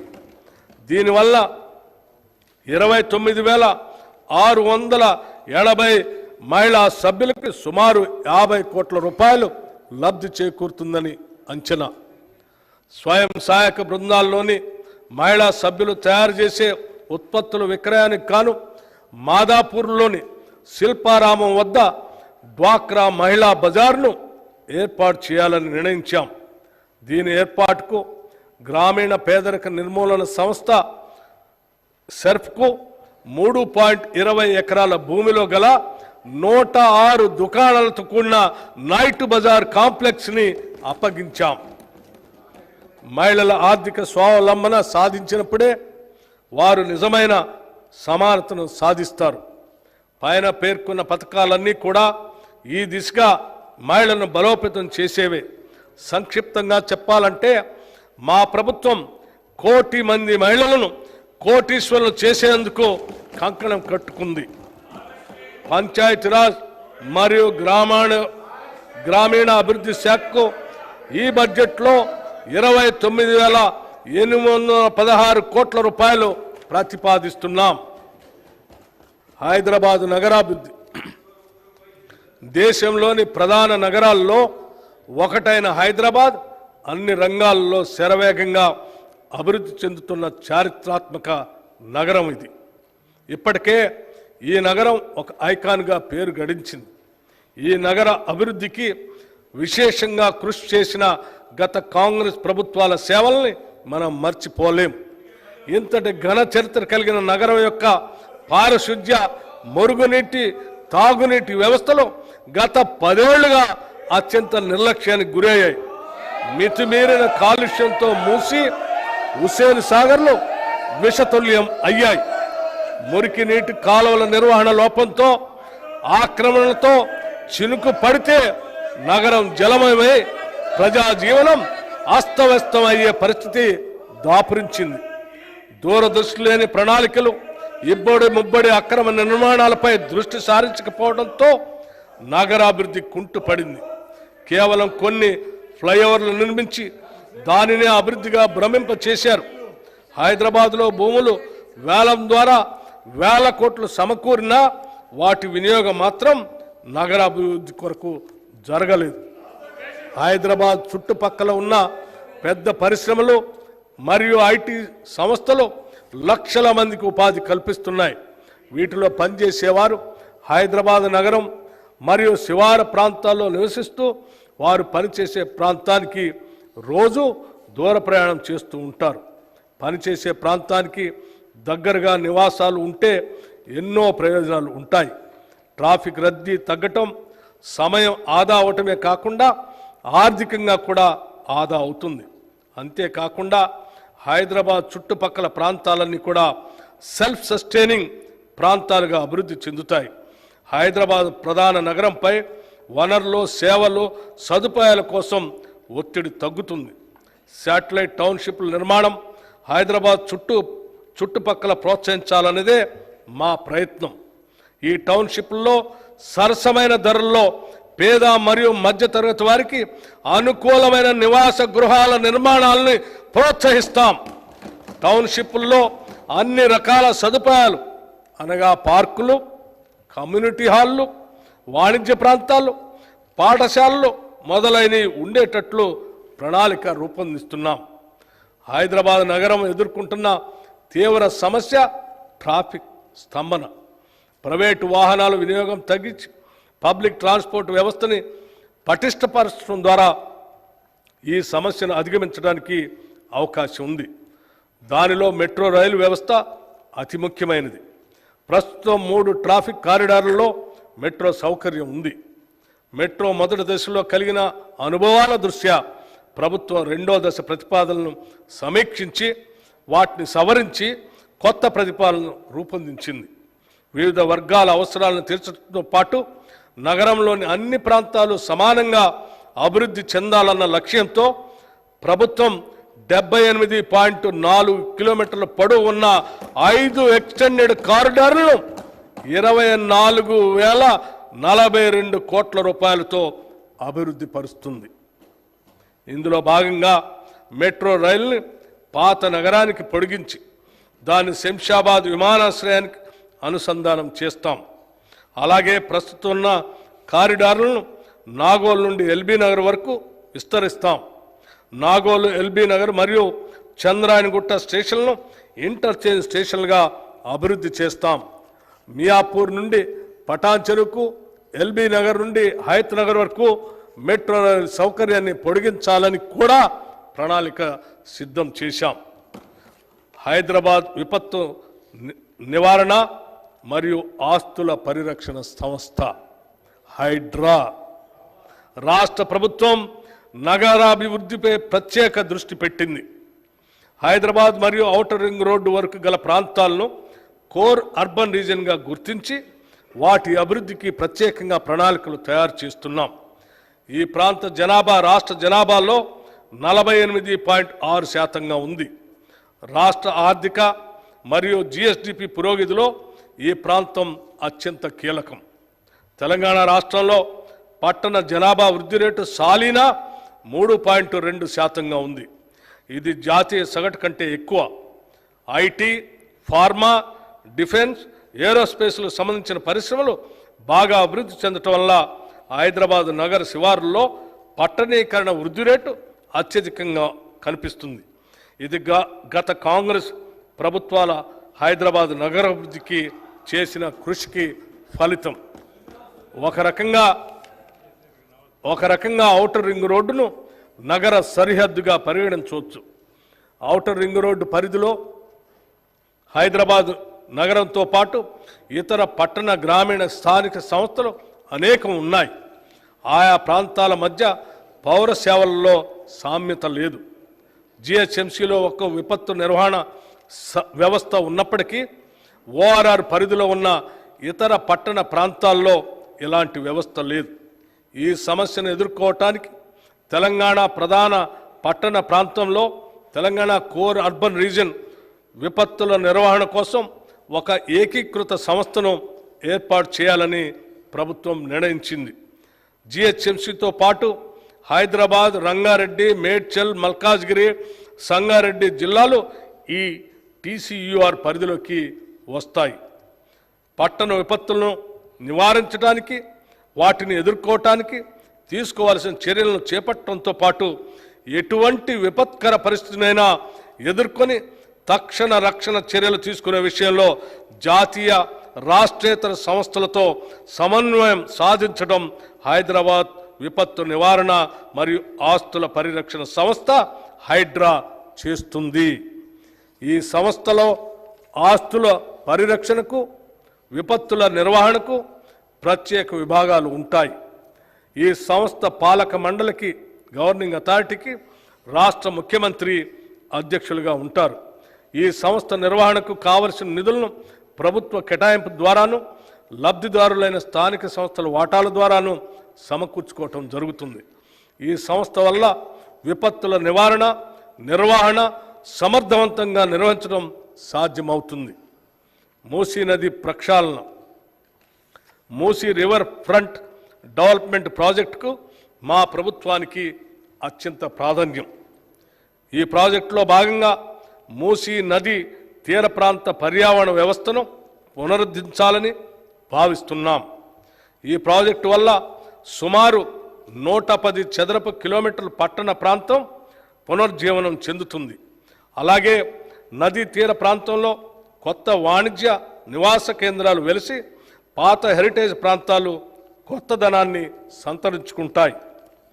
మూసీ నది పరివాహక ప్రాంత అభివృద్ధి ప్రాజెక్టు వల్ల జల నిర్వహణలో ఎదురయ్యే సంక్లిష్ట సమస్యల్ని పరిష్కరించుకోవచ్చు.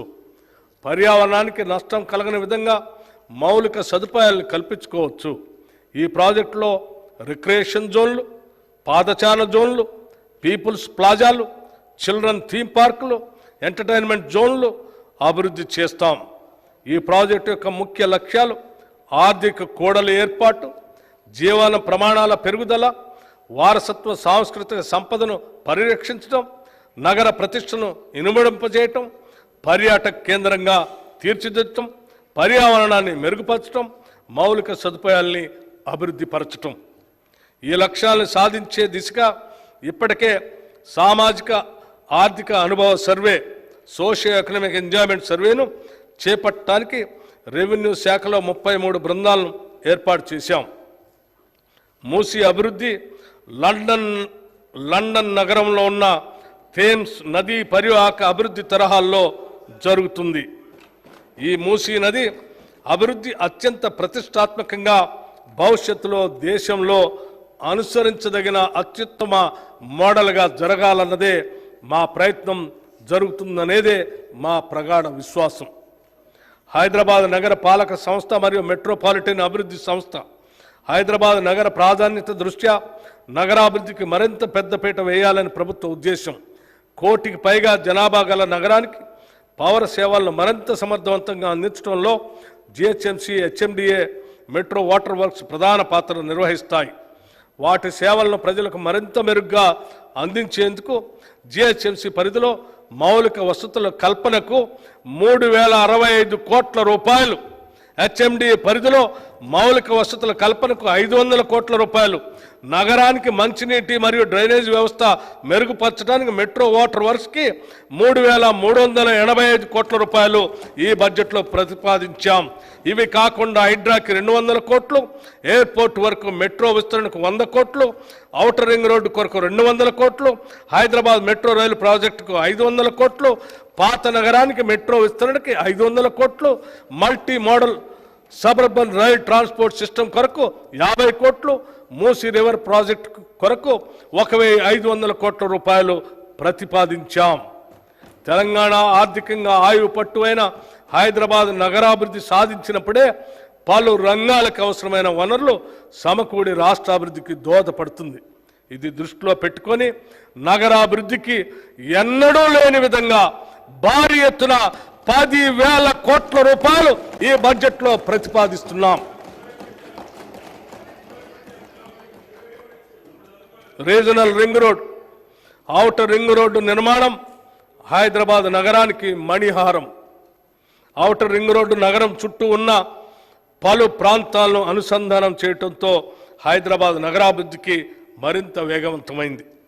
ఇలాంటి ఫలితాలను రాష్ట్రంలో మరిన్ని ప్రాంతాలకు విస్తరించేందుకు ప్రస్తుతం చేపడుతున్న రీజనల్ రింగ్ రోడ్ దోహదపడుతుంది. ఉత్తర ప్రాంతంలోని 158.6 కిలోమీటర్ల పొడవున్న సంగారెడ్డి, తూప్రాన్, గజ్వేల్, చౌటప్పల్ రోడ్డును, దక్షిణ ప్రాంతంలోని 189 కిలోమీటర్ల పొడవున్న చౌటప్పల్, షాద్నగర్, సంగారెడ్డి రోడ్డును జాతీయ రహదారులుగా ప్రకటించడానికి వీలుగా అప్గ్రేడ్ చేయాలని మా ప్రభుత్వం ప్రతిపాదిస్తుంది. రీజనల్ రింగ్ రోడ్ హైదరాబాద్ నగర ఉత్తర దక్షిణ ప్రాంతాలను, తూర్పు పశ్చిమ ప్రాంతాలను కలుపుతూ జాతీయ రహదారి నెట్వర్క్తో అనుసంధానం చేయబడుతుంది. ఎక్స్ప్రెస్ వే ప్రమాణాలను దృష్టిలో ఉంచుకుని దీని నిర్మాణానికి తగినంత భూమిని సేకరించే ప్రయత్నం జరుగుతుంది. పెరుగుతున్న ట్రాఫిక్ రద్దీకి అనుగుణంగా తొలుత 4 లేన్లతో నిర్మించి దాని 8 లేన్ల సామర్థ్యానికి విస్తరింపచేస్తాం. ఈ ప్రాజెక్టు వల్ల ఓఆర్ఆర్కు మరియు త్రిబుల్-ఆర్కు మధ్య పలు పరిశ్రమలు, వాణిజ్య సేవలు, రవాణా పార్కులు మొదలైనవి అభివృద్ధి చెందుతాయి. ప్రాథమిక అంచనాల ప్రకారం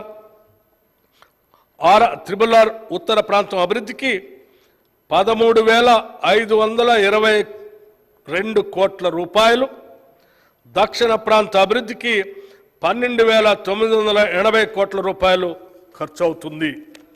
దీనికోసం ఈ బడ్జెట్లో 1,525 కోట్ల రూపాయలు ప్రతిపాదిస్తున్నాం.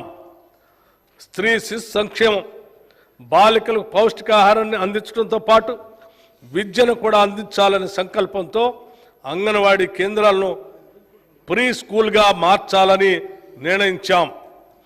అలాగే అమ్మ ఆదర్శ పాఠశాల కమిటీలను ఏర్పాటు చేసి పాఠశాల నిర్వహణను అప్పగిస్తాం. రాష్ట్రంలోని అన్ని ప్రభుత్వ పాఠశాలల్లో పారిశుధ్యం, మరమ్మతులు, నిర్వహణ మహిళా సంఘాల ద్వారా చేపట్టాలని అనుకుంటున్నాం. దీని ద్వారా ప్రభుత్వ పాఠశాలలో విద్యా ప్రమాణాలను పెంచి నాణ్యమైన విద్యను అందించాలన్నదే మా లక్ష్యం. స్త్రీ శిశు సంక్షేమానికి ఈ బడ్జెట్లో 2736 కోట్ల రూపాయలు ప్రతిపాదిస్తున్నాం. ప్రజాస్వామ్యం అనేది బలవంతులకి మరియు బలహీనులకి సమాన అవకాశాలు కల్పించేది. పూజ్య Bapuji Mahatma Gandhi, I understand democracy as something that gives the week the same chance as the strong అని మహాత్మా గాంధీ గారు చెప్పినట్టుగా నమ్మిన పై సిద్ధాంతాన్ని అనుసరిస్తూ షెడ్యూల్డ్ కులాలు మరియు షెడ్యూల్డ్ తెగల వారికి సమాన అవకాశాలు కల్పించే దిశగా మా ప్రయత్నాలు ఉంటాయి. ఇప్పటికే మా ప్రభుత్వం ఆదివాసీల కొరకు కొమరం భీం కార్పొరేషన్, లంబాడాల కొరకు సంత్ సేవాలాల్ కార్పొరేషన్, ఎరుకల కొరకు ఎరుకల కార్పొరేషన్ ఏర్పాటు చేసింది. అదేవిధంగా షెడ్యూల్డ్ కులాలైన మాల మాదిగలకు 2 ప్రత్యేక కార్పొరేషన్లు ఏర్పాటు చేయడం జరిగింది. పై కార్పొరేషన్ల ద్వారా ఈ వర్గాల అభివృద్ధి మరియు సంక్షేమ కార్యక్రమాలు చేపడతాం. ప్రతి సంవత్సరం వర్షాకాలంలో వాగులు, వంకలు ఉప్పొంగి మారుమూల గ్రామాలకు, తండాలకు ప్రపంచంతో సంబంధం తెగిపోతుంది. ఆ సమయంలో అత్యవసర వైద్య సహాయం రోగులకు, గర్భిణీ స్త్రీలకు అందించడం ఒక సాహస కార్యక్రమం కన్నా తక్కువేమీ కాదు. మామూలు సందర్భాల్లో కూడా ఈ ప్రాంతాల్లో నివసించే ప్రజలు చిన్న చిన్న పనులు కూడా పక్క ప్రాంతాలు వెళ్ళటానికి ఎంతో వ్యయ ప్రయాసాలు కోర్చి ప్రయాణం చేయవలసి వస్తుంది. అందుకే అలాంటి మారుమూల ప్రాంతాలన్నింటికీ సరైన రోడ్డు సౌకర్యం కల్పించగలిగితే వారికి ఎంతో సౌలభ్యంగా ఉంటుంది. ఇందుకోసం రాష్ట్రంలోని అన్ని మూలల్లో రోడ్డు సౌకర్యం లేని షెడ్యూల్ తెగల తాండాలు, గోడాలు మరియు చెంచు పెంటలకు బీటీ రోడ్డు నిర్మాణం చేపట్టబోతున్నాం. దీనివల్ల వారి దైనందిన జీవితం సులభతరం అవుతుంది. గత ప్రభుత్వం 500 పైన జనాభా కలిగిన షెడ్యూల్డ్ నివాస ప్రాంతాలను గ్రామ పంచాయతీలుగా మార్చింది. అక్కడితో వాటిని మర్చిపోయింది. వారికి అవసరమైన కనీస సదుపాయాలు ఇప్పటికీ లేవు. వాటిని అభివృద్ధి పరిచే దిశగా మా ప్రభుత్వం ఈ కొత్త పంచాయతీలన్నిటికీ గ్రామ పంచాయతీ కార్యాలయాలు కట్టించాలని సంకల్పించాం. గిరిజనుల సంస్కృతి, ఆచారాలు, పండుగలు అత్యంత వైవిధ్యభరితంగా ఉంటాయి. వాటిని పాటిస్తూ కాపాడుకోవాల్సిన వారు ప్రాధాన్యం కూడా ఇస్తారు. ఇది పరిరక్షించడం మన బాధ్యత కూడా. అందుకే ఆసియాలోనే అతిపెద్దదైన సమ్మక్క సారలమ్మ మేడారం జాతరని అత్యంత వైభవంగా ఫిబ్రవరి 2024లో 100 కోట్లు ఖర్చు పెట్టి నిర్వహించాం. అంతేకాకుండా సంత్ సేవాలాల్ జయంతికి కూడా 2 కోట్లు, నాగోబా జాతర నిర్వహణకి 1 కోటి రూపాయలు మంజూరు చేశాం.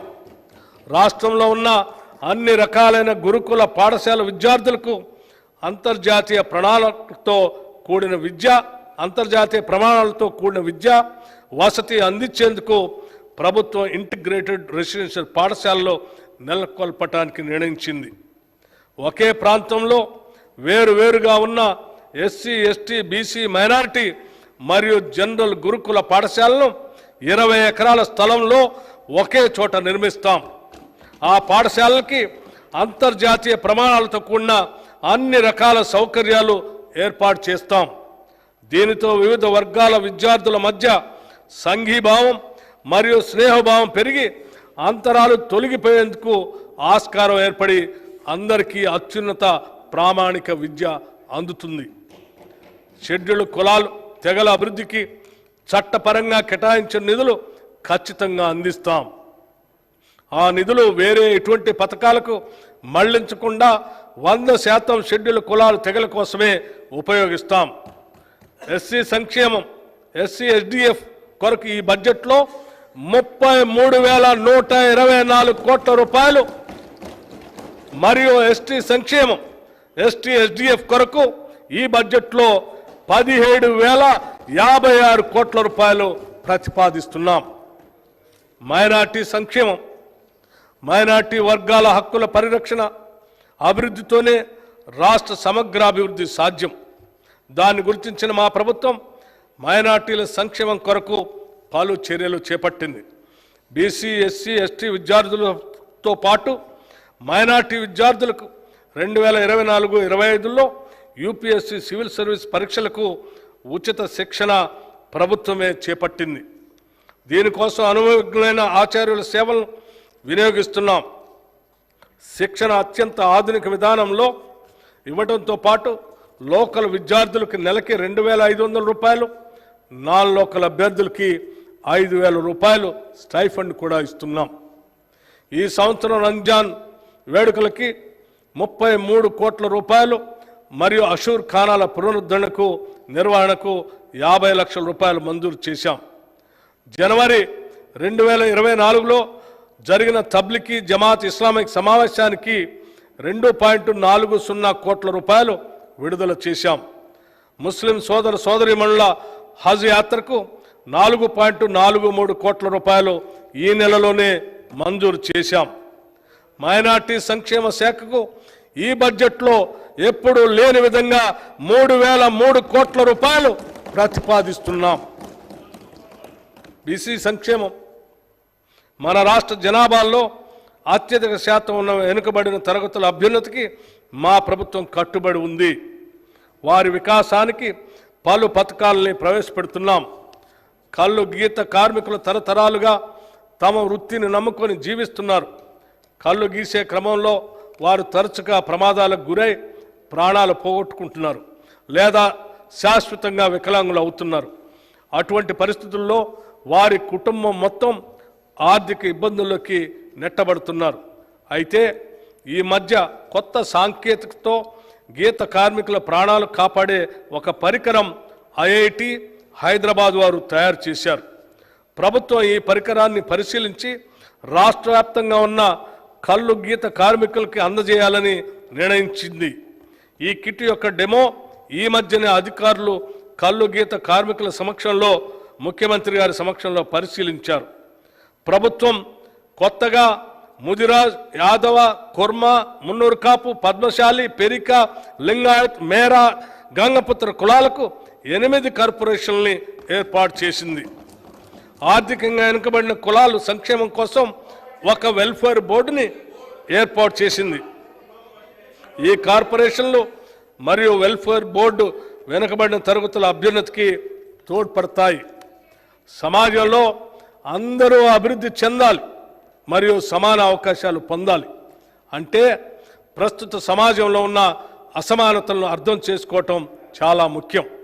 అంతేకాకుండా కుల గణన ద్వారా ఒక మంచి మార్పు సమానత్వం వైపు తీసుకొని రావచ్చని మా పార్టీ నాయకులు శ్రీ రాహుల్ గాంధీ గారు తెలంగాణలో ప్రచారం చేస్తున్నప్పుడు అన్నారు. ఇటువంటి మార్పు తెలంగాణ నుంచి మొదలు కావాలని వారు ఆశించారు. దానికి అనుగుణంగా కాంగ్రెస్ పార్టీ ఎలక్షన్ మేనిఫెస్టోలో వెనుకబడిన తరగతుల కుల గణన చేపడతామని ప్రకటించింది.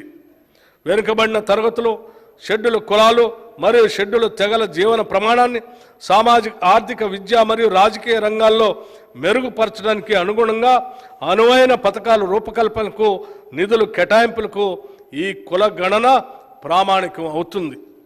మహాత్మా గాంధీ మరియు డాక్టర్ బిఆర్ అంబేద్కర్ కలలు కన్న సామాజిక న్యాయం మరియు సమ్మిళిత వృద్ధి, ఇంక్లూజివ్ గ్రోత్ సాధించేందుకు ఈ కుల గణన దోహదం చేస్తుందని మా నమ్మిక. వెనుకబడిన తరగతుల సంక్షేమ శాఖకు ఈ బడ్జెట్లో 9,200 కోట్ల రూపాయలు ప్రతిపాదిస్తున్నాం. వైద్య ఆరోగ్యం, ప్రస్తుత ప్రభుత్వ వైద్య వ్యవస్థ ప్రజా అవసరాలకు ఏమాత్రం సరిపోవటం లేదు. పైపెచ్చు ఈ రంగం చాలా నిర్లక్ష్యానికి గురైంది. ప్రకటనలకే పరిమితమైన గత ప్రభుత్వం కనీసం ఈ రంగంలో పనిచేసే డాక్టర్లు, నర్సులు మరియు ఇతర ప్రభుత్వ కాంట్రాక్టు ఉద్యోగులకి సకాలంలో జీతాలు కూడా చెల్లించలేదు. ఉస్మానియా ఆసుపత్రి లాంటి ఘన చరిత్ర కలిగిన సంస్థను కూడా పూర్తిగా నిర్లక్ష్యం చేసింది. కొత్త మెడికల్ కాలేజీలు సాధించుకొచ్చాం అని చెప్పటం తప్ప వాటికి కావలసిన వనరులు వసతులు ఏమీ కల్పించలేదు. మా ప్రభుత్వం వైద్య ఆరోగ్య రంగం బలోపేతం చేసే దిశగా దానిలో పనిచేసే ఉద్యోగులందరికీ ధైర్యం కల్పించేలాగా వారి వేతన బకాయిలన్నీ విడుదల చేశాం. ముందు కూడా వారికి ప్రతి నెల సకాలంలో జీతాలు అందించి వారి పూర్తి సామర్థ్యాన్ని ప్రజాసేవకే వినియోగించేలాగా ప్రోత్సహిస్తాం. అసంపూర్తిగా ఉన్న సూపర్ స్పెషాలిటీ హాస్పిటల్స్ మరియు ఇతర హాస్పిటల్స్, నర్సింగ్ కాలేజీలు, మెడికల్ కాలేజీ నిర్మాణం పూర్తి చేస్తాం. కొత్త మెడికల్ కాలేజీలకి అవసరమైన బోధనేతర సిబ్బందిని మంజూరు చేశాం. మా ప్రభుత్వం ఏర్పడిన వెంటనే 6,956 మంది నర్సులకి నియామక ఉత్తర్వులు కూడా ఇచ్చాం. ప్రజలందరికీ సకాలంలో నాణ్యమైన ఆరోగ్య సేవలు సమర్థవంతంగా అందించాలన్న లక్ష్యంతో తెలంగాణ ప్రభుత్వం సార్వజనిక ఆరోగ్య సంరక్షణ యూనివర్సల్ హెల్త్ కేర్ విధానానికి రూపకల్పన చేస్తూ కొన్ని ప్రత్యేక చర్యలు చేపట్టింది. ప్రజల ఆరోగ్య సంరక్షణ దిశగా అడుగులు వేస్తూ గతంలో కాంగ్రెస్ ప్రభుత్వం ప్రవేశపెట్టిన రాజీవ్ ఆరోగ్యశ్రీ పథకాన్ని మరింత పటిష్టపరిచాం. మా ప్రభుత్వం ఏర్పడగానే గతంలో ఉన్న 5 లక్షల కవరేజ్ పరిధిని 10 లక్షల రూపాయలకు పెంచాం. అంతేకాకుండా ప్రస్తుతం ఆరోగ్యశ్రీలో ఉన్న 1,672 చికిత్సల్లో 1,375 చికిత్సలకు ప్యాకేజీ ధరలను సగటున 20% పెంచాం. ఆరోగ్యశ్రీ పథకంలో కొత్తగా 163 వ్యాధుల్ని చేరుస్తూ దాని పరిధిని కూడా విస్తరించాం.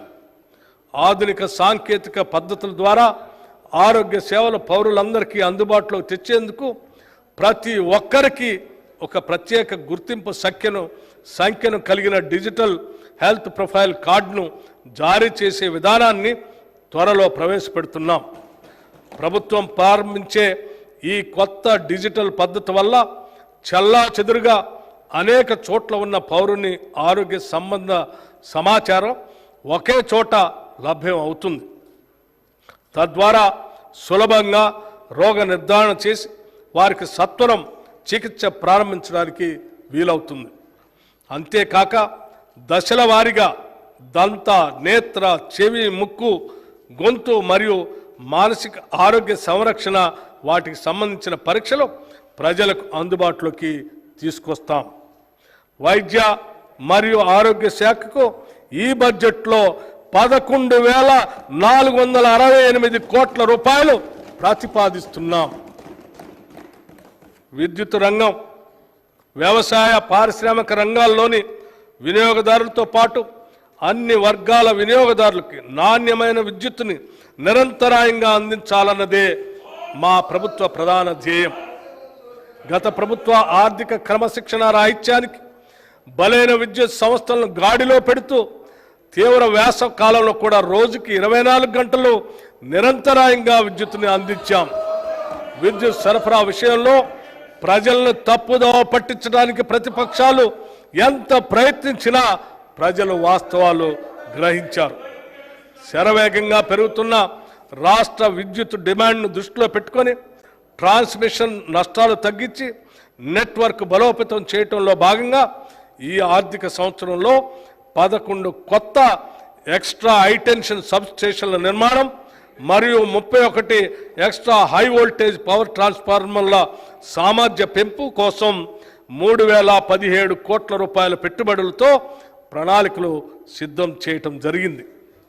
రాష్ట్రంలో భౌగోళిక అనుకూలతలు గల ప్రదేశాల్లో స్టోరేజ్ ప్లాంట్లను ఏర్పాటు చేయడానికి చర్యలు తీసుకుంటాం. కాలుష్య నివారణ చర్యల్లో భాగంగా ప్రభుత్వం విద్యుత్ వాహనాలని ప్రోత్సహిస్తుంది.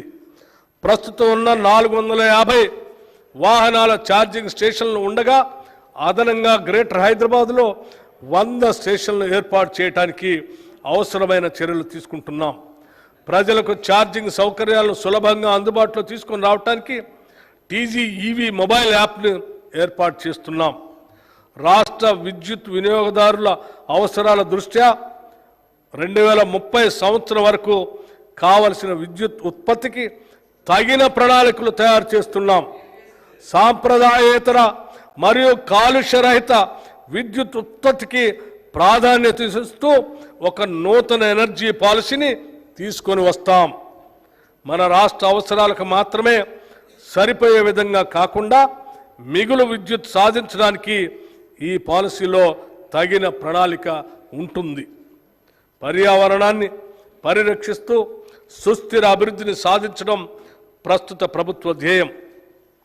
తదనుగుణంగా మేము తీసుకొచ్చే నూతన విద్యుత్ విధానంలో సౌరశక్తి రంగానికి ప్రాధాన్యతనిస్తూ భవిష్యత్తులో కాలుష్యరహిత విద్యుత్ సాధనలో అగ్రగామిగా నిలవటానికి కృషి చేస్తున్నాం. ట్రాన్స్కో మరియు డిస్కమ్లకి ఈ బడ్జెట్లో 16,410 కోట్ల రూపాయలు ప్రతిపాదిస్తున్నాం. అడవులు, పర్యావరణం. తెలంగాణ రాష్ట్రంలో విస్తారమైన అటవీ సంపద ఉంది. ఎన్నో సుందర జలపాతాలు, వన్యజీవులు, డ్యాంలు, జలాశయాలు ఉన్నాయి. ప్రస్తుతం ఉన్న అడవుల్ని పరీక్షించుకుంటూ వాటిని మరింత విస్తృతపరిచి అటవీ వైశాల్యాన్ని పెంచుకోవాల్సిన అవసరం ఉంది. రాష్ట్రంలో అటవీ పరిరక్షణకు అభివృద్ధికి దోహదపడే విధంగా ఇకో టూరిజం, పర్యావరణ పర్యాటకంను పెంపొందించాలని నిర్ణయించాం. పటిష్టమైన ఇకో టూరిజం విధానాన్ని రూపొందించడానికి అటవీ శాఖ మంత్రివర్యుల ఆధ్వర్యంలో సీనియర్ అధికారులతో ఒక కమిటీని మా ప్రభుత్వం ఏర్పాటు చేసింది. ఒడిశా, కర్ణాటక ఇంకా ఇతర రాష్ట్రాల్లో ఈ కమిటీ పర్యటించి వారు అనుసరించే ఉత్తమ పద్ధతులను సేకరించి ఇచ్చే నివేదిక ఆధారంగా ఇకో టూరిజం పాలసీని రూపొందించి అమలు చేస్తాం. ఇకో టూరిజం కొరకు తెలంగాణలోని 7 అటవీ ప్రాంతాలు, Amrabad tiger reserve, Kawal tiger reserve, Vikarabad Ananthagiri circuit, ఖమ్మంలోని కనకగిరి, హైదరాబాద్లోని కుంటాల జలపాతం, ఆదిలాబాద్లోని కుంటాల జలపాతం, కొత్తగూడెంలోని కిన్నెరసాని, పాకాల మరియు ఏటూరు నాగారం సర్క్యూట్లు తదితరులు వాటిని గుర్తించాం. ఇకో టూరిజం అభివృద్ధి ద్వారా పర్యావరణ పరిరక్షణతో పాటు రాష్ట్రానికి ఆదాయ వనరులు కూడా సమకూరుతాయి. ఈ ఏడాది 20.02 కోట్ల చెట్లను నాటే లక్ష్యంతో ప్రభుత్వం వజ్రోత్సవ్, వన మహోత్సవ్ కార్యక్రమాన్ని ప్రారంభించింది. మానవులకు, జంతువులకి మధ్య జరిగే ఘర్షణలో ప్రాణాలు కోల్పోయిన వ్యక్తులకు అందజేసే పరిహారాన్ని ఈ ప్రభుత్వం 5 లక్షల నుంచి 10 లక్షలకి పెంచింది. దీనివల్ల అటవీ ప్రాంతాల్లో నివసించే కుటుంబాలకు ఒక భరోసా ఉంటుంది. అడవులు మరియు పర్యావరణ శాఖకి ఈ బడ్జెట్లో 1,064 కోట్ల రూపాయలు ప్రతిపాదిస్తున్నాం. పరిశ్రమలు, ఇన్ఫర్మేషన్ టెక్నాలజీ, తెలంగాణ నైపుణ్యాభివృద్ధి విశ్వవిద్యాలయం ప్రపంచవ్యాప్తంగా ఉన్న పెట్టుబడిదారులను ఆకర్షించే అగ్రగామి గమ్యస్థానంగా తెలంగాణను తీర్చిదిద్ది స్థానికంగాను విశ్వవ్యాప్తంగాను సులభంగా ఉద్యోగాలు పొందడానికి కావలసిన ప్రపంచ స్థాయి నైపుణ్యాలను తెలంగాణ యువకుల్లో పెంపొందించాలన్నదే ప్రభుత్వ లక్ష్యం. ఈ ధ్యేయంతో తెలంగాణ ప్రభుత్వం ప్రస్తుత ఆర్థిక సంవత్సరంలోనే హైదరాబాద్లో పబ్లిక్ ప్రైవేట్ భాగస్వామ్యంతో తెలంగాణ నైపుణ్యాల విశ్వవిద్యాలయాన్ని, స్కిల్ యూనివర్సిటీ ఆఫ్ తెలంగాణను స్థాపించి నడిపించాలని నిర్ణయించింది. ఈ విశ్వవిద్యాలయంలో 17 వివిధ పరిశ్రమలకి అవసరమైన నైపుణ్యాలని నేర్చే సర్టిఫికెట్లు, డిప్లొమా, డిగ్రీ కోర్సుల్ని ప్రారంభం అవుతాయి. నేరుగా పరిశ్రమలో అనుసంధానింపబడి అధ్యయన ఆచరణ మధ్య అంతరం లేని విధంగా ఉద్యోగార్జనే ఏకైక లక్ష్యంగా ఈ కోర్సులు బోధనాంశాలకి రూపకల్పన చేస్తాయి. కృత్రిమ మేధో పరిజ్ఞానం. తెలంగాణ కృత్రిమ మేధో పరిజ్ఞాన రంగంలో ఎంతో ప్రగతిని సాధించింది. ఈ రంగాన్ని మరింత బలోపేతం చేయడానికి హైదరాబాద్ని ఈ రంగంలో అగ్రగామిగా తీర్చిదిద్దేందుకు ప్రణాళికలు సిద్ధం చేస్తున్నాం. మన నగరం భవిష్యత్తులో కంప్యూటర్ పరికరాలతో అత్యాధునిక కృత్రిమ మేధో పరిజ్ఞాన పరిశోధక కేంద్రంగా రూపొందించబడుతుంది. తెలంగాణ కృత్రిమ మేధో శిఖరాగ్ర సమావేశం హైదరాబాద్లో ఈ సెప్టెంబర్ 5-6 తేదీల్లో జరుగుతుందని ప్రకటించడానికి ఎంతో ఆనందంగా ఉంది. కృత్రిమ మేధో పరిజ్ఞానం అందరికీ ఉపయోగపడాలి. Making AI work for everyone అనే ప్రధానాంశంగా జరిగే ఈ సమావేశంలో ప్రపంచవ్యాప్తంగా నిపుణులు, ప్రభావశీలులు మొదలైన వారు 2000 మంది హాజరవుతారు. ఈ సమావేశం ఏ రంగంలో తెలంగాణ యొక్క పురోగతికి చాలా దోహదపడుతుంది. తెలంగాణలో ఇంకా ఫైబర్ గ్రిడ్ సౌకర్యం లేని మారుమూల ప్రాంతాలకు దాన్ని విస్తరిస్తాం. దీనివల్ల ఆ ప్రాంతాల్లో ఇంటర్నెట్ మరియు కేబుల్ నెట్వర్క్ సౌకర్యాలు అందుబాటులోకి వచ్చి స్థానిక ప్రజలకే కాకుండా అక్కడికి వచ్చే పర్యాటకులు కూడా సులభంగా ఉంటుంది. ఎకో టూరిజం అభివృద్ధికి కూడా ఈ ఫైబర్ గ్రిడ్ దోహదపడుతుంది. ఒకప్పుడు తెలంగాణకు గర్వకారణంగా ఉన్న నిజాం షుగర్ లిమిటెడ్ పలు రకాల ఒడిదుడుకుల కారణంగా మూతబడింది. దీన్ని ఇప్పటి వరకు ఎవరు పట్టించుకోలేదు. దాన్ని పునరుద్ధరించడానికి ఏమాత్రం ఆసక్తి చూపించలేదు. కానీ మా ప్రభుత్వం వచ్చిన వెంటనే మేమిచ్చిన మాట ప్రకారం నిజాం షుగర్స్ లిమిటెడ్ పునరుద్ధరణకు జనవరి 2024లో ఒక కమిటీని నియమించాం. త్వరలోనే తెలంగాణ ప్రజల చిరకాల స్వప్నమైన నిజాం షుగర్స్ లిమిటెడ్ని తిరిగి ప్రారంభిస్తాం. మన చేనేత అన్నలు నేసే ఒక్కొక్క వస్త్రం ఒక కళాఖండం. గతంలో ఎంతో ప్రభావం కలిగిన ఈ రంగం తక్కువ ధరలతో తక్కువ సమయంలో ఎక్కువ వస్త్రాలు తయారు చేసే పవర్ లూమ్ ఫ్యాక్టరీలతో పోటీ పడలేక దిగాలు పడింది. ఈ రంగాన్ని చేతి నుంచి ఆదుకోకపోతే మన చేనేత కళలు శాశ్వతంగా అంతరించిపోయే ప్రమాదం ఉంది. మా ప్రభుత్వం అందుకే చేనేత రంగం పునరుజ్జీవనానికి చర్యలు ప్రారంభించింది. ప్రభుత్వ శాఖలకి, ఇతర ప్రభుత్వ సంస్థలకి అవసరమైన వివిధ వస్త్రాలు అనగా విద్యార్థులకు ఇచ్చే స్కూల్ యూనిఫామ్లు, ఆసుపత్రుల్లో ఉపయోగించే బెడ్షీట్ లాంటివి తెలంగాణ చేనేత సహకార సంస్థ ద్వారా మన స్థానిక నేతన్నల నుండే సేకరించాలని నిర్ణయించాం. గత 7 సంవత్సరాలుగా తెలంగాణలో Indian institute of handloom technology ఏర్పాటు విషయం పెండింగ్లో ఉంది. మా ప్రభుత్వ ప్రయత్నం వల్ల ఇటీవలే ఈ ఇన్స్టిట్యూట్ ఏర్పాటుకి కేంద్ర ప్రభుత్వం అంగీకరించిందని తెలియజేయడానికి ఎంతో సంతోషిస్తున్నాను. అంతేకాకుండా మన రాష్ట్రంలో ఒక centre of excellence for textiles ఏర్పాటుకి కూడా కేంద్ర ప్రభుత్వంతో సంప్రదింపులు జరుపుతున్నాం.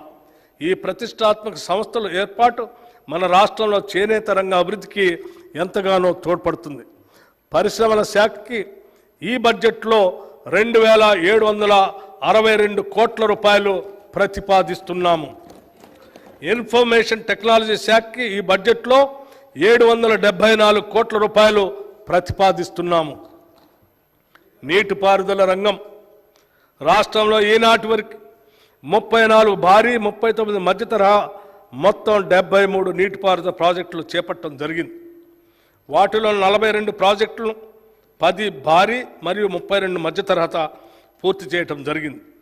ప్రస్తుతం 24 భారీ మరియు 7 మధ్య తరహా మొత్తం 31 ప్రాజెక్టులు నిర్మాణంలో ఉన్నాయి. గత ప్రభుత్వం కాళేశ్వరం ప్రాజెక్టు నిర్మాణంలో తీసుకున్న తొందరపాటు నిర్ణయాలు, డిజైన్లో లోపాలు, నాణ్యతారహితంగా చేసిన నిర్మాణాలు ఆ ప్రాజెక్టు భవిష్యత్తుని ప్రశ్నార్థకం చేశాయి. ఈ ప్రాజెక్టు గురించి చేసిన ఆర్బాట్ ప్రచారంతో రైతులు దీనిపై ఎన్నో ఆశలు పెట్టుకున్నారు. కానీ కొద్ది కాలంలోనే ఈ ప్రాజెక్టు యొక్క డొల్లతనం బయటపడి రాష్ట్రమంతా దిగ్భ్రాంతికి గురైంది. ఈ ప్రాజెక్టులో జరిగిన అవకతవకలను గుర్తించి తగిన చర్యలు సూచించేందుకు విచారణ కమిటీని కూడా నియమించాం. ఈ న్యాయ విచారణ కమిటీ ఇచ్చిన నివేదిక ఆధారంగా తదుపరి చర్యలు తీసుకోవడం జరుగుతుంది. ఈ ప్రాజెక్టుపై ఇప్పటికే ఖర్చు పెట్టిన వేల కోట్ల ప్రజాధనం వృధా కాకుండా ప్రాజెక్టును కాపాడటానికి నేషనల్ డ్యామ్ సేఫ్టీ అథారిటీ వారి సూచనలకు అనుగుణంగా చర్యలు తీసుకుంటున్నాం. గత ప్రభుత్వం చివరి దశ నిర్మాణంలో ఉన్న చాలా ప్రాజెక్టులు పూర్తి చేయకుండా నిర్లక్ష్యం వహించింది. దీనివల్ల ఎంతో ప్రజాధనం ఖర్చు అయి కూడా ప్రజా అవసరాలను తీర్చడానికి ఇవి వినియోగంలోకి రాలేదు.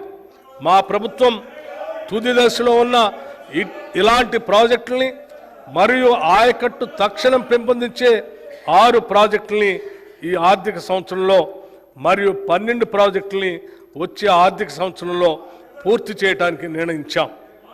రాష్ట్రంలో ఇప్పటికే ఉన్న భారీ మధ్య తరహా మరియు చిన్న ప్రాజెక్టుల నిర్వహణ కూడా గత 10 ఏళ్లలో జరగకపోవటం వల్ల ఆ ప్రాజెక్టుల సామర్థ్యానికి అనుగుణంగా ప్రజలకి మేలు జరగలేదు. అవి అలాగే వదిలేస్తే మన జాతీయ సంపదగా భావించే ప్రాజెక్టులు నిరుపయోగం అవుతాయి. అందుకే మా ప్రభుత్వం ప్రాజెక్టుల నిర్వహణ మరియు మరమ్మతులు తగిన సమయంలో చేపట్టడానికి నిర్ణయించాం. నీటిపారుదల శాఖకు ఈ బడ్జెట్లో 22,301 కోట్ల రూపాయలు ప్రతిపాదిస్తున్నాం.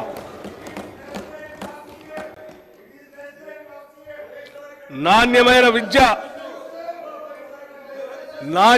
విద్య అత్యుత్తమ భవిష్యత్తుకి పునాది.